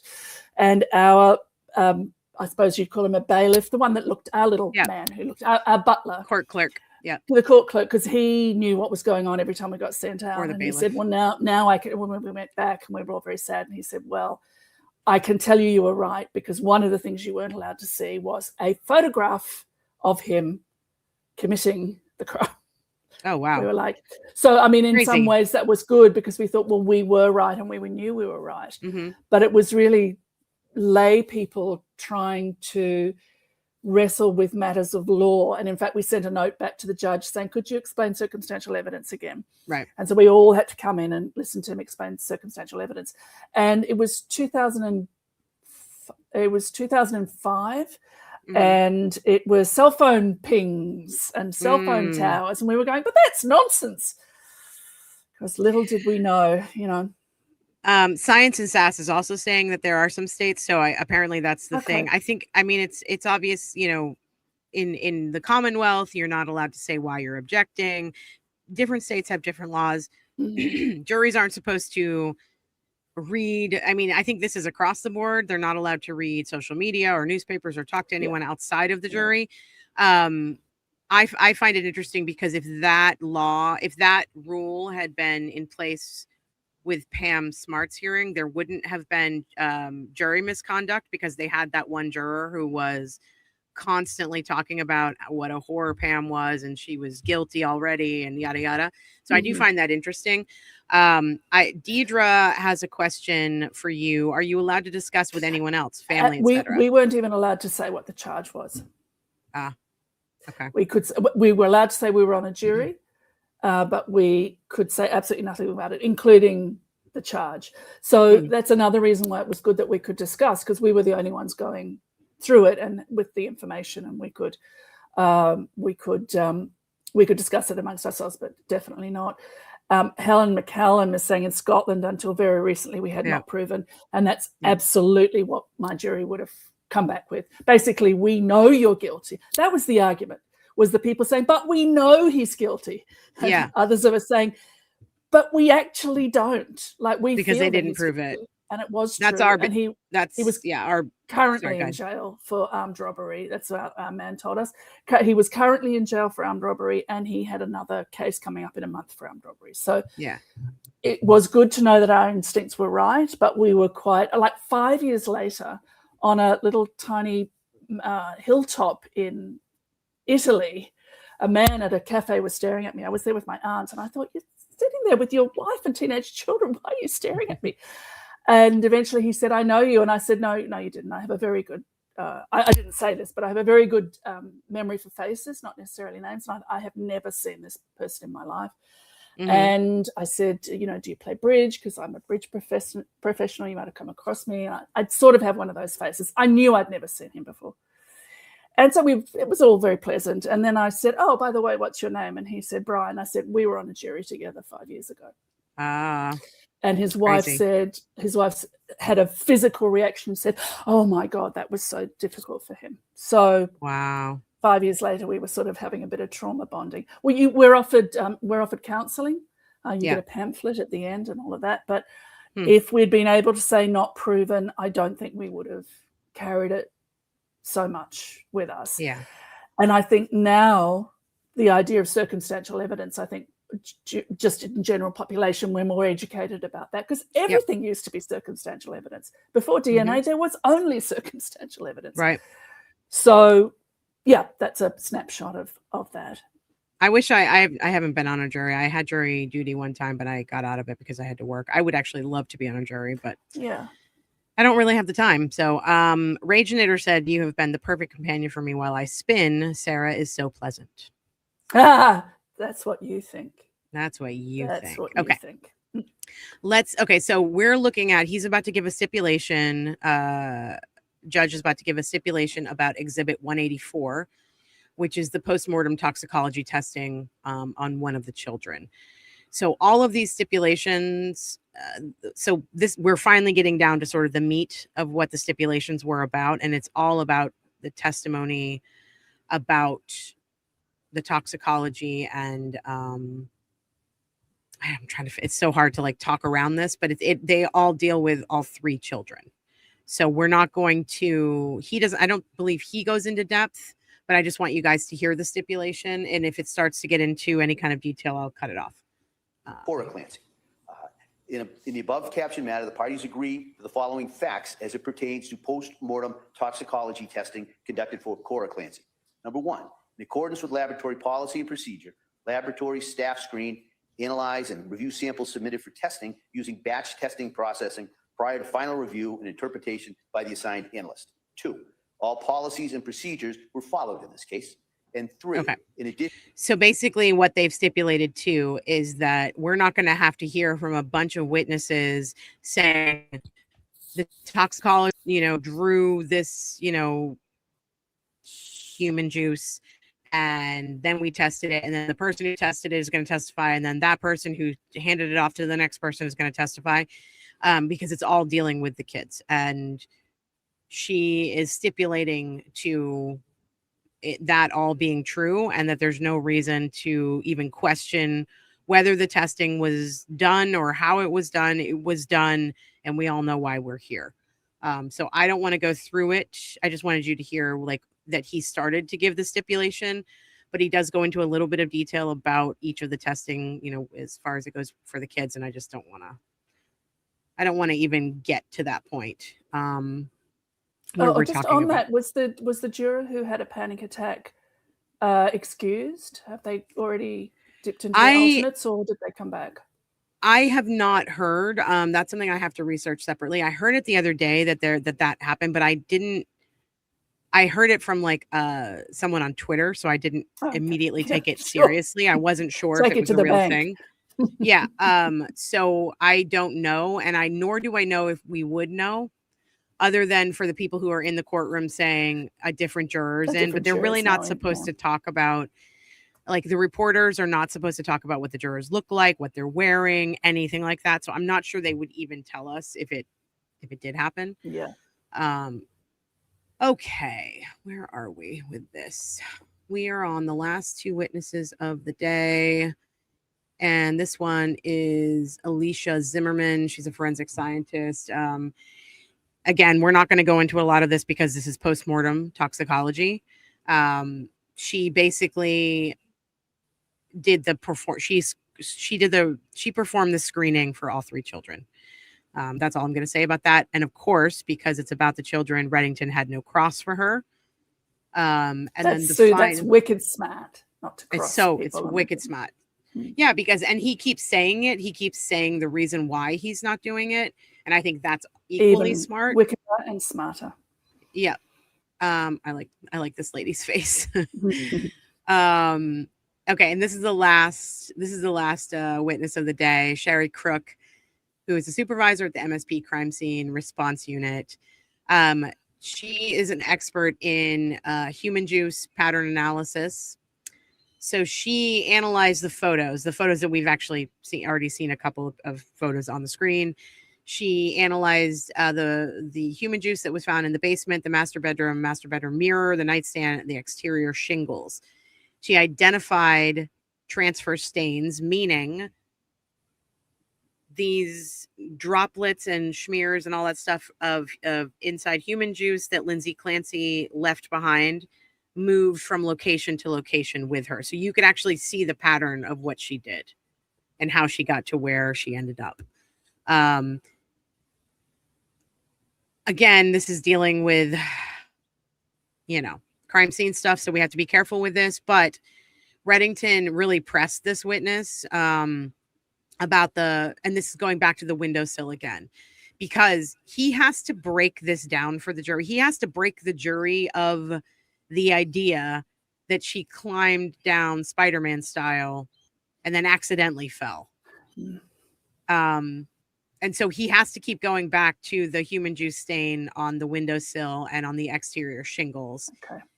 And he basically is hitting home that she was leaning out the window with injuries on her wrists, which is how that stain got there, and she launched herself.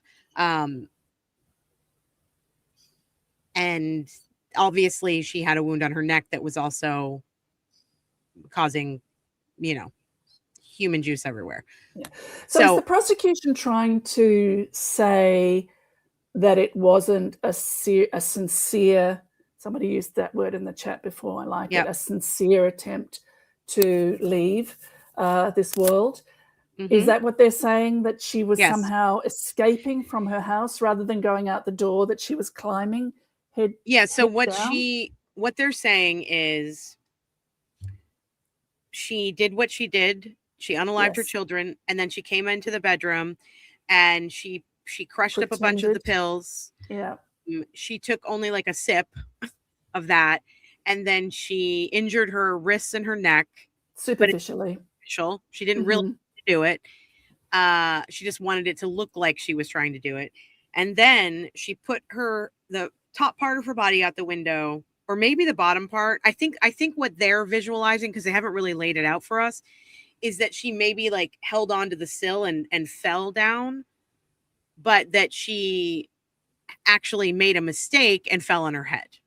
Right. So if she's dangling off the windowsill, she has to do a wonderful reverse pike to land on her head. When in actuality, what probably happened, a mosquito just got in here. In actuality, what probably happened is exactly what we are seeing in the crime scene photos and everything else. And that is that she downed this concoction. She basically had a 3-step process and was trying to back up each step to make sure it happened. Get down. Mosquitoes. It only wants a little bit of your inside human juice, just a little. I hate them. I hate mosquitoes. In actuality, we've talked about this in the chat. Your body stops you from doing this. Yes. Your body has a pain response that stops you from doing this thing. So when she drank the cocktail of pills and then she started to injure her wrists and her neck, that's when her body was like, you can't physically do this to yourself. You got to figure out a different way. And more than likely what happened is she leaned out the window ready, but again, your body stops you from doing that. And so she more than likely made a half attempt and then actually fell and landed on her head and had the diver's injury.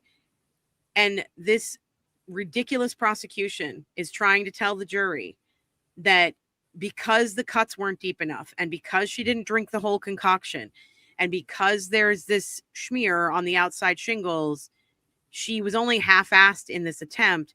And what she wanted was, Patrick to find her laying on the ground outside in her attempt. But she wouldn't have had any injuries from that other than the superficial injuries she had. So because of that, their reasoning, the motive, though, is the craziest part, because the motive is that she was a control freak who was sick of being a mom and really just wanted to like, you know, wanted to be able to do like whatever she wanted to do and get out of her marriage. There's no evidence of that. Yeah. In her diary, she says she feels bad that she's suffering in the way that she's suffering and that she can't even be a good partner to Patrick. Like she's worried about her husband. Her husband stood by her through all of this. And her family listened to her. Her family knew what was going on. So their motive makes absolutely no sense. And I am sure the jury understands this. I at least hope they do. Yes. They're an older jury. They are a majority women on the jury. I just have to think that there's one woman or more than one woman on the jury who listens to those diaries and hears a struggling mom who never would have done this to her children because she loved them so much. Yes. Yes. Yeah. And Mari's back and says, Mari says 3 attempts in 1 doesn't sound half-assed to me. Yikes. Yeah. Yes. Yep. Yes. Yes. And it's just such an odd place. Well, not so odd place to go. Oh, she's a control freak. Right. She, there's divorce. It's so misogynistic. You can get out of your marriage by divorcing someone. If you thought you wanted a certain life and then you got it and the reality was too much, hello, a lot of men, you can divorce and leave. You don't have to do what she did. There's something else. They should have come up with a better motive. Allison, this is a great comment and a good point. And I never think about it, but you're totally right. Older moms are really judgy on young moms. I totally understand. But the thing is, what she was writing in her diary, her journal about what was happening with her youngest, her newborn, was that she was having trouble getting him to sleep and like have a sleep schedule. And he couldn't sleep without being rocked to sleep or being driven in the car. And that was making her feel crazy. I think any mom can understand that. Maybe not the, I feel like a bad mom because I started him training on his sleep schedule a week early and he's not developed enough. Maybe all of that stuff, all of the sort of nurse mind that she has and the new mom mind that she has, maybe they want to identify with that. But there's a lot of stuff in there that just sounds to me like the diary of a woman who is responsible for 4 human beings outside of herself, her husband and her 3 children. And she is overwhelmed and she can't do it all. And on top of that, she's not sleeping. And on top of that, she has anxiety. And on top of that, she's been given a cocktail of crazy SSRIs and a bunch of other stuff. Can I also bring up, I'm working on a digital magazine at the moment, Hair and Beauty, and I'm doing maternity leave. And some of my American friends are surprised at how long my contract is. My contract is a year. Because maternity leave is a year. And it just occurred to me now because I was thinking she's a nurse, so what's her working and everything. And then I thought about the fact that I don't think in the US that's so common to have so long off. And how are women and people with wombs who give birth supposed to recover their body, their mind, let alone bond with the child, let alone get into the right rhythm. If they take, 2 weeks off, 4 weeks off, it's anyway, let's not get into the medical system because we'll be here for another 2 hours. I mean, this is a lot. This is about the medical system though. And yes, and I want everyone to keep in mind too, this was at the tail end of COVID. So Lindsay and Patrick had been at home with 2 young children for all of COVID. And then they had a third at the tail end of COVID. And if Lindsay was a nurse, I'm sure that she worked in, I think she was a neonatal. I could be wrong about that. But she was a nurse and she was probably dealing with a lot of shit because of COVID as well at work. And then to have to come home and take care of 3 kids or a husband and 2 kids, and then take care of a third kid at the tail end of COVID. I said this to Ellen last night after we got off the chat, because I don't know if you all saw what happened with Perez Hilton last night, but that was really disturbing. And I'm sad that there's a video of it and that people can watch it. And if you don't know what happened to him, he had what seemed like a mental or psychotic break himself. And it happened online and it happened in front of a camera and he was harming himself. Ellen was just like, was very bothered by it. I was very bothered by it. And she's like, what's happening in the world? And I'm like, I really truly believe that something changed with all of us because of COVID. I don't know what it is. We probably won't be able to figure it out for a decade or so, but psychologically, the way that we communicate, the way that we handle stress and trauma, something changed with all of us. And I don't think we've recovered from it yet. And I don't think we've quite figured it out yet. And when I think about the cases that I've been covering, you know, Veronica's case and Karen's case and Lindsay's case, they all happened either in the middle of or at the tail end of COVID. And we're seeing these cases just keep coming out that are more and more disturbing. And I just think that something happened. I think something happened to us. I made the joke and I said, you know, maybe none of us are alive anymore. We all died in COVID and this is just purgatory. But I really honestly think that something did happen to all of us. And I don't think that we have had the resources from either our government or, you know, the therapy community, whatever it might be, the pharmaceutical industry. None of us have the resources to figure out what happened and how to deal with it. And so to hear that a mom at the tail end of COVID, a mom of 3 children under the age of 6, was just being like fed like candy, like, you know, different meds over the course of a 4-month period, to me, it just feels like that is the entire medical system being under pressure and overworked and not taken care of, and the insurance industry and all the shit that we're dealing with here in the United States just weighing down on everybody. And now we have this horrific thing that happened because of all of that.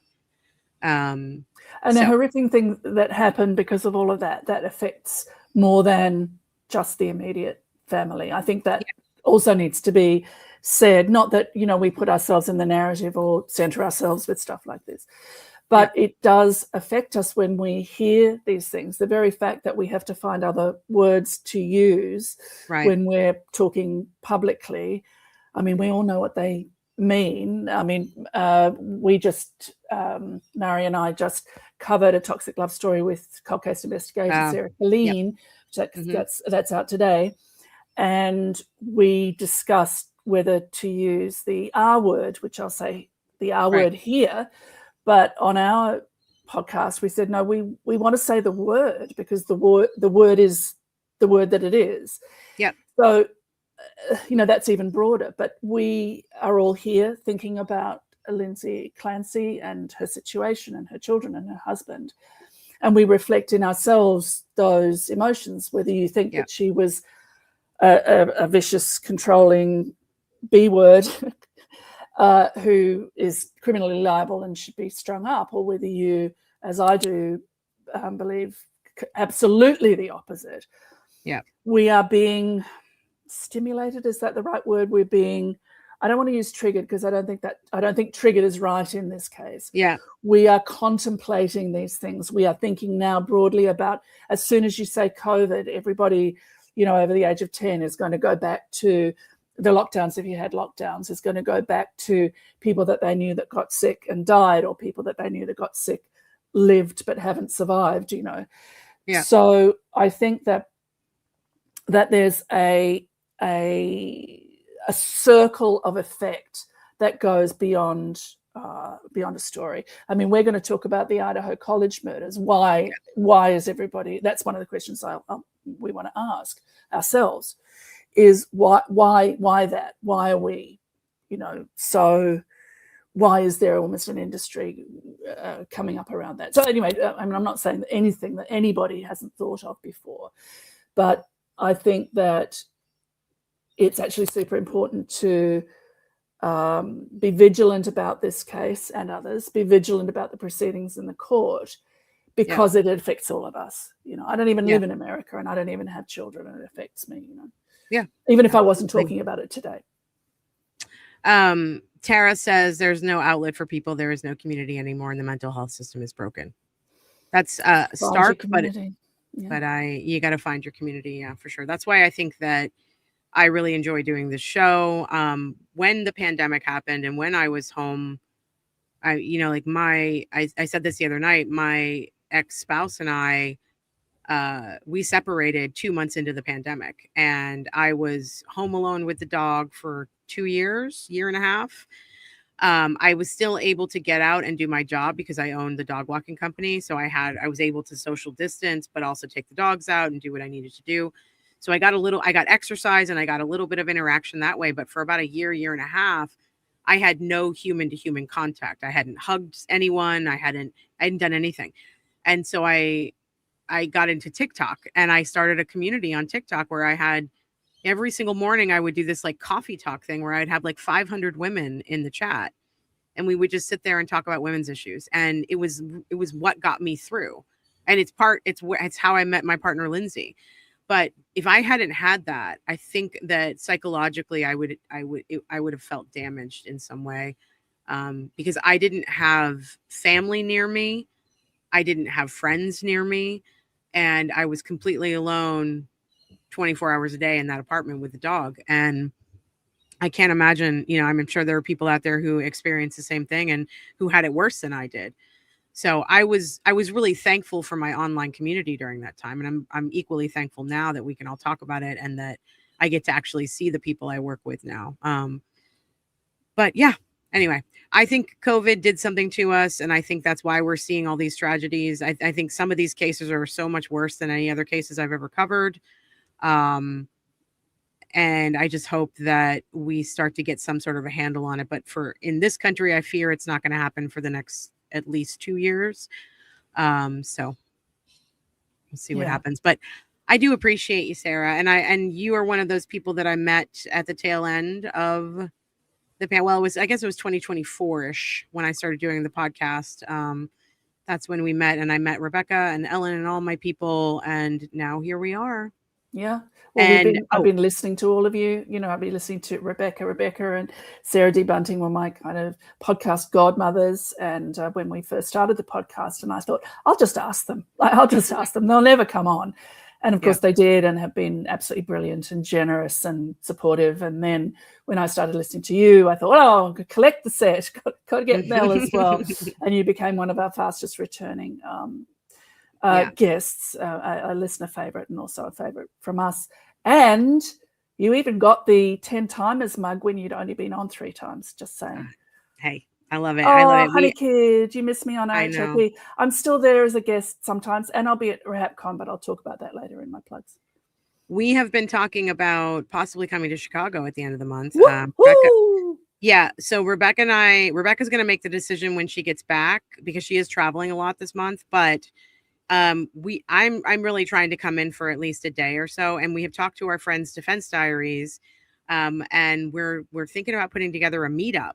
So if you would like to also do that with us, that would be great. But we're coming there because you're going to be, what's happening for you at the end of the month in Chicago? So it's in Milwaukee. Mari and I are going to do 2 live shows now.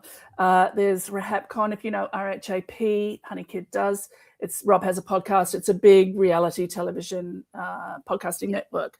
And Mari and I have been from the class of 2020 when Rob wanted to get more diverse voices, because they were all 40-year-old white straight men. Diverse voices, and in my application, and it said, what is your diversity? And I thought, that's all right, age. But so there's a kind of cohort of us that started working there in 2020, talking about a lot of reality shows. And then Mari and I pitched true crime as a reality, sort of squeaked in that way. So that's how that came up. And then a year ago, maybe a bit longer, we went independent. We still have the support of the network. So RHAP is having a con in Milwaukee at the end of August, 26th, 27th, and 28th. So there'll be LRPGs. Us podcasters are going to do a live traders game over 3 rooms that you can watch. And people, the attendees can play The Floor, they can play Family Feud, they can play Squid Game, they can play all sorts of things. Plus there's going to be live podcast recordings and other things, panels, and then huge watch parties for Big Brother and panels afterwards. So that's all happening in Milwaukee. And then I thought, if I'm going to come all the way to America and go to Milwaukee, what's close? Chicago. So Yeah. I'll be in Chicago that weekend. And I said to Mel, can you and Lindsay come? Just I threw it out there. Yeah. And suddenly it's possible. Yeah, it may just be me. If Rebecca can go, it'll probably just be me and Rebecca. But we would like to do like sort of a true crimey kind of meetup with Defense Diaries and with you because you're going to be there. I'm going to be there. I'll get doing to see you and architecture give you a hug. tours. Amazing. Yeah. I've never been to Chicago, but Lindsay has spent a lot of time in Chicago. And she said it's the best. The architecture tours are amazing. I really hope we get to make this happen. I don't want to get anyone's hopes up yet, but we are talking about it. And I've already talked to Bob and Allie and they're available. So hopefully it's going to work out. We will keep you updated and we'll let you know where we're going to have our meetup. And I hope that whoever lives in Chicago is able to come out and say hi to everybody. And you're also trying to bring me some powdered milk, and I appreciate that. Oh, I'm just amusing myself at the thought of arriving in customs with 2 kilos of white powder in my bag. We'll see how that goes. So we bought it when we were in New Zealand. We bought it in the airport on the way out. And they took it out and they looked at it. They didn't test it. They were just like, oh, it's packaged, it's sealed, it says it's milk. So hopefully, I don't want it to cause too much trouble for you. Oh, no, look, if I have to surrender it, I'll surrender it. But if I have to taste it, I'll yes, it's milk. I love it. I love New Zealand powdered milk. I know it sounds weird, but it's the best. Yes. It's the best milk in the world, I think. So yes, I should be bringing that. I should be bringing that to you. Yes, I love it. Thank you so much, Sarah. Thank you so much for being here with me. Of course. And keeping it light and continuing to laugh through this really heavy case. And I'm so excited to join you all tomorrow night to talk about what I think is a pretty mediocre documentary. Yes, We don't have to do it right now. We'll save it for the show. We're talking, Yeah. save the juice. And if Save it people for the want show. to find me and Murray and follow us, spell it right. Scene. Get it? It's a Scene. joke. SEEN. We've seen it. Yeah. Crime Anyway. scene. Thank you. Thank you Crime so much, scene. chat, for being so welcoming, and I really appreciate it. Yeah, we appreciate you being here. And don't forget to tip your server because we love you and you love us back. And like and subscribe. And like and subscribe and tell your friends, do all those things. We're moving up. We're almost to 11,000 subscribers on YouTube. So help us get there. I will be back tomorrow at noon and then again at 4:30 to pregame before Maggie's show. Everybody go follow Crime Scene. Everyone go follow Colonial Outcasts. I will see you all tomorrow. Peace. Good morning, everybody. I am Mel Barrett. I'm Rebecca Lavoie, allegedly. I'm Smile. Happy Monday, everybody. I am Mel Barrett. I'm Rebecca Lavoie. Happy gay summer, Mel. Happy hump day, everybody. I am Mel Barrett. I'm not humping anybody. I'm Rebecca Lavoie. Happy Saturday, everybody. I am Mel Barrett. Oh no. I'm Rebecca Lavoie and my mic is muted. Good morning, everybody. I am Mel Barrett. I'm Rebecca Lavoie and that's Briscoe. And welcome to Something's Off, a true crime podcast where we swat the haters aside with our astute takes and humor and joy. And The joylessness I don't give of a those fucking people. miss. Blah. Hags.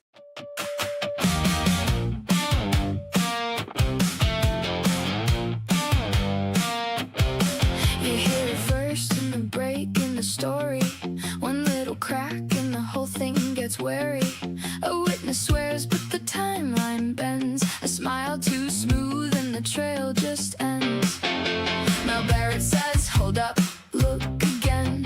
Rebecca Lavoie follows every thread. If it feels too neat, then it's not the truth. There's a shadow line running through the room. Something's off, something's off. You can feel it in the bones. Something's off, something's off. When the facts won't come home. Something's off, something's off. And the case won't stay in place. Something's off. We're the ones who chase. This is Pull it, literally Jimmy. because it's 100.